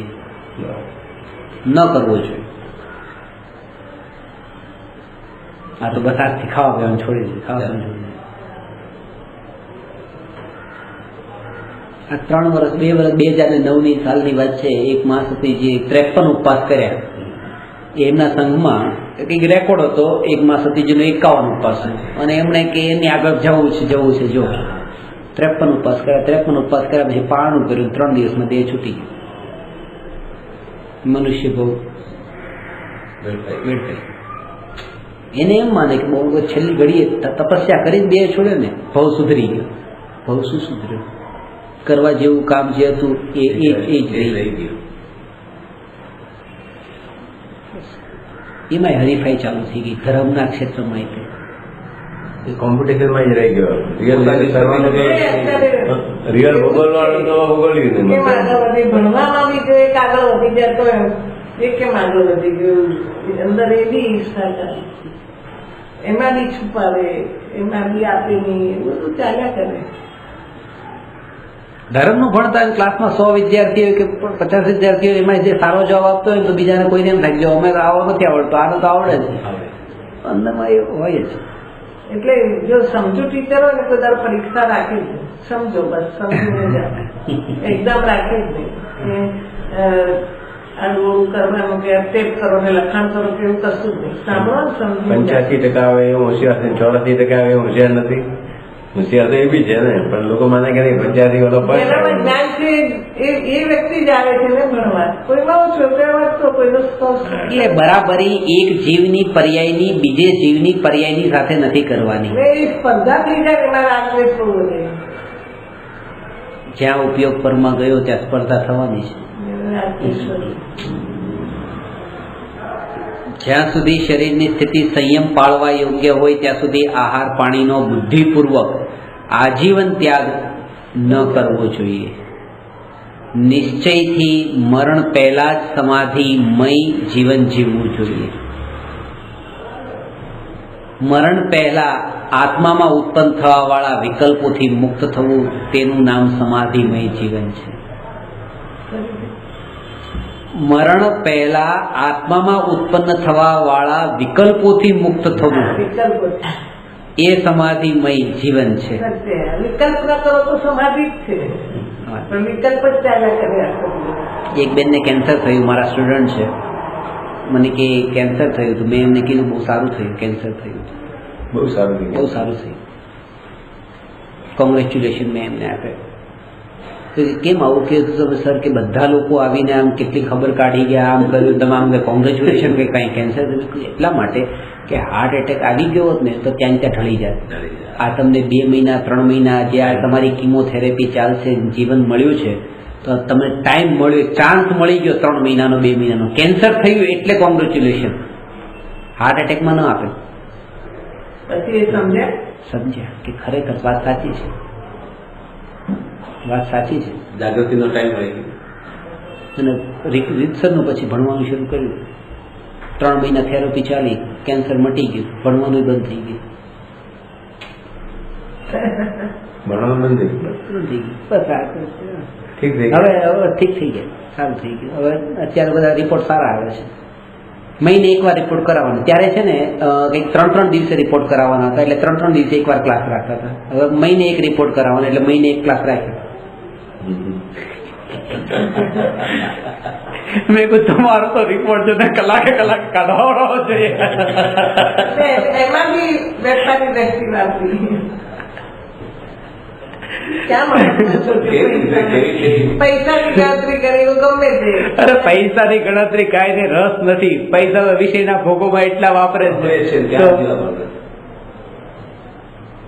બીમારીમાં વાપરે છે પૈસા તો ત્યાં નથી વાપરતા પૈસા. એટલી શ્રદ્ધા કેમ આવે કે ભણું રોજ?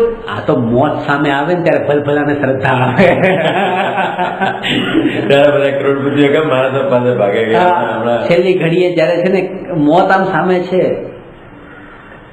એટલા માટે જ કે બધું જ છેલ્લી ઘડીએ દીકરો દીકરી સંપત્તિ આ કરતા બસ સાધુ સંતોના ચરણોમાં ધર્મને એ બધું કેમ એને યાદ? કારણ કે આ બધું હશે પુણ્ય બંધાયેલું છે, તો પછી આવતા હું બધું મળી જશે. તો પછી આની ગણતરી કેમ કરી? એવો મહિને એકવાર ક્લાસ એટલે ટાઈ રુચિ નથી એવી, બસ રસ નથી. તારા થઈ ગયા રુચિ ખતમ થઈ ગઈ એમ.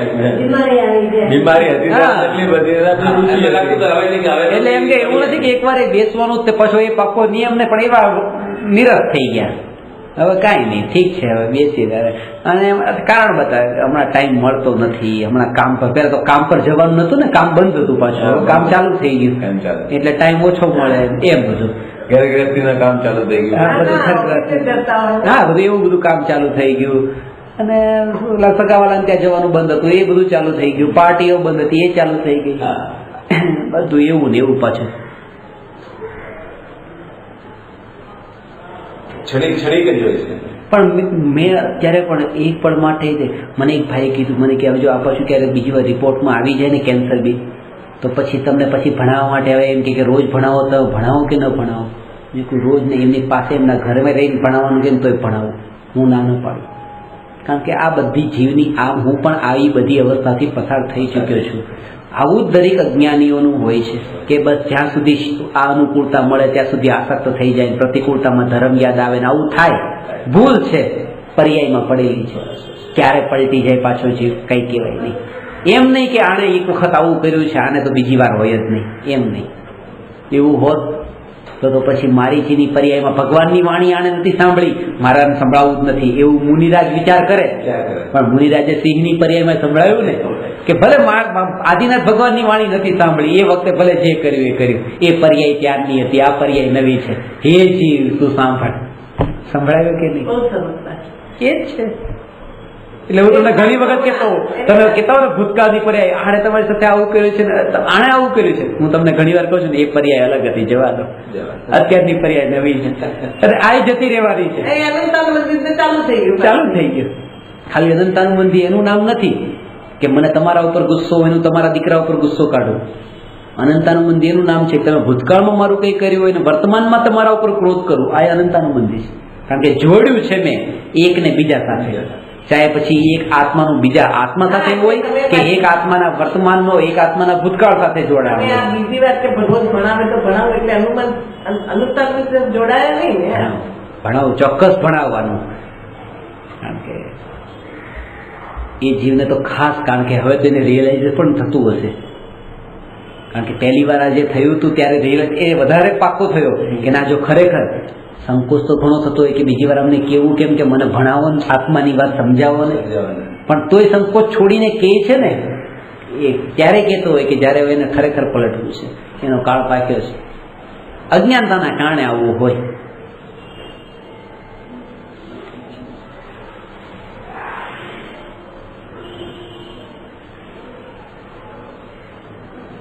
જો હું એ વખતે ના પાડી દઉં, હું ન ભણાવું તો ખરેખર મારે ભણવા જવાની જરૂર છે બીજી વાર. કારણ કે હું ખરી રીતે નથી ભણ્યો. જ્ઞાનીઓ મારા ગુરુ પાસે, ગુરુએ તો આજ શીખવાડ્યું કે બધા પ્રત્યે ક્ષમતા ભાવ રાખ. આ સમાધિની વાત કરી અને પછી ક્ષમતા ભાવ જો પોતે ન રાખે તો બીજાને શું સમજાવવાના છે?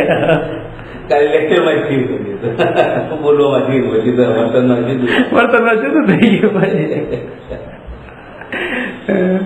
વર્તનમાં હોય એનું પ્રભાવ જ પડે. વર્તનમાં એનો પ્રભાવ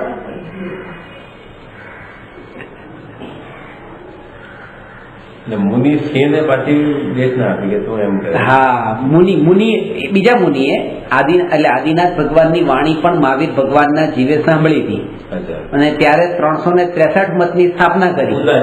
ઊંધા મત સાથે એમને પોતે, હા, મારીચીએ પોતે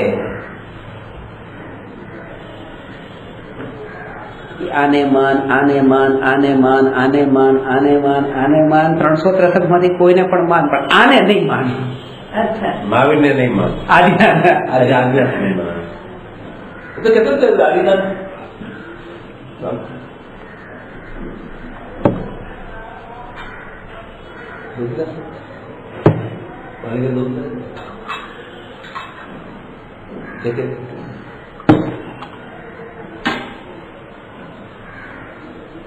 મરીચી ના પડે કે એમને બધા નહીં માને. એટલે મરીચીનો એ વખતે કાળ નતો પાક્યો અને જયારે કાળ પાક્યો ત્યારે એ મરીચીનો જીવ, એ મહાવીરનો જીવ સિંહની પર્યાયમાં મહાવીર ભગવાન થયા ને એના 10 ભાવ પેલા એ સિંહ હતા મહાવીર ભગવાન. અને એ વખતે હરણનો શિકાર કરીને માંસ ખાતા હતા પણ સિંહ. અને એ વખતે આકાશમાંથી ચારણ રીતિધારી 2 મુનિરાજ નીચે ઉતર્યા અને કીધું કે હે સિંહ, તું 10 ભાવ પછી તીર્થંકર થવાનો છે, આ કાર્ય તને શોભા નથી આપતું. એ વખતે એને જાતિ સ્મરણ જ્ઞાન થાય છે અને એ વખતે તે સમ્યક દર્શન પ્રગટ થાય, આત્મજ્ઞાન પામે છે. સિંહની પર્યાય માંસ ના ખવાય તારે, માંસ ના ખવાય, તું આત્મા છો એમ એ અનુભવ થાય છે. અત્યારે જે આપણે વાત કરીએ છીએ કે સેલ્ફ રિયલાઇઝેશન થવું જોઈએ એવું એને એ સિંહની પર્યાયમાં થાય છે. એટલે કહેવાય છે કે જૈન ધર્મમાં નરથી નારાયણ થવાનો નહીં, પશુથી પરમેશ્વર થવાનો માર્ગ છે. આ પશુથી પરમેશ્વર સુધી. એની વચ્ચે ઘીના ભાવમાં એવી કઈ એવી જાતનું પુણ્ય બાંધ્યું છે કે એની લાયકાત થઈ સમ્યક દર્શન પામવાની? એ જ તે એવા કયા સંસ્કાર એની આવ્યા હશે હૃદયમાં કે એને એકદમ એવી એનો આત્મા પલટો ખાધો? કારણ મોઢામાં તો અભક્ષ વસ્તુ છે. તમે રોટલી કેટલી મિનિટમાં બનાવી શકો? 2 રોટલી 5 મિનિટમાં. 5 મિનિટમાં 2 રોટલી બની જાય. ઘઉં ઉગાડવા પડે, એને પછી લણવા પડે, કાઢવા પડે, લોટ કરવો પડે. તમે જે 2 મિનિટ કીધી, 2 મિનિટનો મતલબ એ કે લોટ બધું તૈયાર જ છે, ખાલી બસ આમ વણવાની છે. આટલું જ કામ બાકી હતું. આગળનું બધું થઈ ગયું હતું. તમે જ્ઞાન દવું બાકી હતું. આ જ બાકી હતું. હવે કેવાય એમ કે બસ 2 મિનિટ પણ અમુક આના ઉપર દૂધ બનેલી છે, આપણે દેખાતું નથી. એટલા માટે તે કોઈ પણ જીવના પરિણામ ક્યારે પણ પલટાઈ શકે, ગમે તેવો. અરે એ તો ક્રૂર પરિણામ હતા, ચલો ઠીક છે, તો પશુ હતા, પણ આ તો ક્ષત્રિય તો એ તે ક્રૂરતા વાળા તે પરિણામ ને. કામ તો લડવાનું જ છે, લડાઈ ઝઘડાનું જ છે ને ક્ષત્રિયોનું. તો 24 તીર્થંકરના એ ભાવમાં એ જ કામ હતા. બધા ક્ષત્રિય હતા.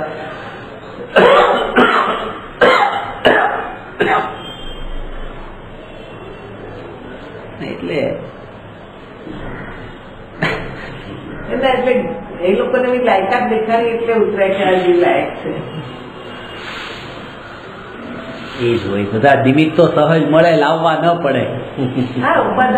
યોગ્યતા પાકી હોય તો 10 ભાવ પછી મોક્ષ હોય ને અત્યારે સમ્યક દર્શન હોય છે. એ તો તમને 3 વખત કીધું ગઈ વખતે કે 3જા ભવે જયારે તીર્થંકર થયા એના 3જા ભવે, કોઈ પણ જીવને 3જા ભવે બંધાય. એટલે ત્યારે ભાવમાં તીર્થંકર થવાના હોય એના એક ભાવ આગલો ભાવ ને એની આગલા ભાવે, અથવા તો એ ભાવે. છઠ કરીને 7 યાત્રા કરે તો 3જા ભવે તીર્થંકર ગોત્ર બંધાય. આ બધું એ જ આપણે ક્યાં લખેલું છે કે હા 7 યાત્રા કરે, છઠ કરીને 3જા ભવે કે મોક્ષ નક્કી છે એમ. તો મેં કીધું આત્મામાં કલ્યાણ આજથી શુદ્ધતા લાવો ને તો મોક્ષ આ ભાવમાં જ મળી જાય. 3 ભાવ સુધી વાળ જો ને આટલી યાત્રા કરીને ભૂકારીને કરીને કરીએ ને એની ગેરંટી શું કે થશે કે શું થશે? આજ તો અહીંયા તો આપણે બધું કરે પણ સ્વરૂપ કોણ કરનાર છે એ જ ખબર નથી. આત્મા જે છે, હું કોણ, ગમે તેવું હોય. આ છે કે જો ગ્રેજ્યુએટ છે, ડબલ ગ્રેજ્યુએટ છે, પોસ્ટ ગ્રેજ્યુએટ છે, પીએચડી છે, આ છે તે છે, એ બધું જોયું પણ ઉપર એનું નામ શું છે એ તો જોવે નહીં. પેલા બાયોડેટા છે તો બાયોડેટામાં પહેલું નામ હોય. આ પણ છે, આ કોણ, આ કોની વાત છે? હવે આ જે કે આ કર્યું ને આ કર્યું ને આ કર્યું, પણ કોણ એ આત્મા એ તો ખબર જ નથી. એનું નામ જ ત્યાં નથી. નામ તો શરીરનું છે. ઊંધું નામ લખી નાખ્યું. એટલે વસ્તુ આત્મા જે આત્માની સાધના જે છે ને એ આત્માના ભાવોમાં છે, ક્રિયાકાંડમાં નથી. એ લોકો સંઘ લઈ 500 માણસો મને કે સટ કરીને યાત્રા કરે, 500 માણસો સાથે આવે અને જેટલા લીઓને તમે વાનો વધારે તમે યાત્રા કોઈને કરાવો તો તમને પુણ્ય કેટલું બંધાય, કેટલું પુણ્ય બંધાય? એવું કઈ નથી. ભાવ હોય તો પુણ્ય બંધાય. ઘણા લોકો મને કે ઓછા જીવો સાંભળવા વાળા હોય એના કરતા વધારે જીવો તમારી પાસે સાંભળે તમને વધારે પુણ્ય બંધાય. હોલમાં રાખીએ તો તમારું પુણ્ય વધારે બંધાય. બંધાય કે ન બંધાય? કોઈ ન બંધાય, ન બંધાય. 5 જણા સાંભળનારા હોય પછી 5000 લોકોને હું સમજાવું, પછી 5 લાખને સમજાવું તો મને વધારે પુણ્ય બંધાય એવું કઈ નથી. મારા ભાવ પર છે, ભાવો પર છે. 5000ના ટોળામાં રાડો પાડી પાડીને અને મારા અહંકારને પોષવા માટે કે તો પાપ જ બંધાય. અને 1 જણાને પણ હું સમજાવતો હોઉં પણ અંતરના ભાવથી કશાય વિના સમજાવતો હોઉં, અહંકાર વિના સમજાવતો હોઉં તો મને પુણ્ય જ બંધાય. કારણ કે એ મારા ભાવ ઉપર છે. સામે પબ્લિક એટલી નથી, એનું કારણ છે એના ભાવ એની પાસે. તો એના પરિણામ એને મળશે. મહાવીર ભગવાનને સમોસરણમાં કરોડો જીવો હતા. મહાવીર ભગવાનનું એક પુણ્ય તે ગયેલો, કરોડો જીવો સાંભળનારા અને કેનારા મહાવીર ભગવાન એક. અને બીજી બાજુ અહીંયા કે મુનિ અવસ્થામાં જયારે બે મુનિ ઉપરથી ઉપદેશ આવ્યો અને સાંભળનારો એક સિંહ, તો મુનિને જે પુણ્ય બંધાણું એમને તો સંભળાવનારા બે હતા, અડધો અડધો જ સિંહ ભાગે આવ્યો હતો. તો એ મુનિને પુણ્ય બંધાણું હતું, મહાવીર ભગવાનને નહીં બંધાણું. કારણ કે મુનિનો ઉપદેશ રાગ પૂર્વકનો હતો અને ભગવાનનો ઉપદેશ રાગ વિનાનો હતો, વિતરાગતા હતી. રાગ ભાવ, તમારો અંદરનો જે ભાવ છે એનાથી તમને પુણ્યનો બંધ થાય. જેટલો તીવ્ર રાગ એટલો તીવ્ર પુણ્યનો બંધ. અને કેટલાને સંભળાયું એનાથી કોઈ કનેક્શન નથી. એ તો વિતરાગી હતા, એમને ક્યાં કનેક્શન?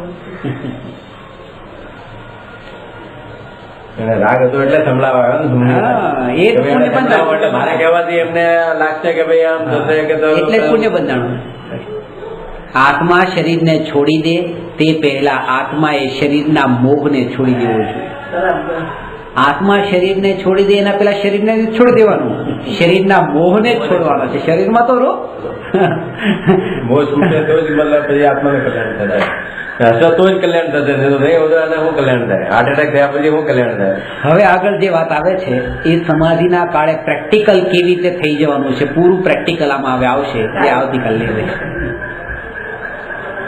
નમો અરહંતાણં નમો સિદ્ધાણં નમો આયરિયાણં નમો વજ્જાયાણં નમો લોયે સવસાહુ.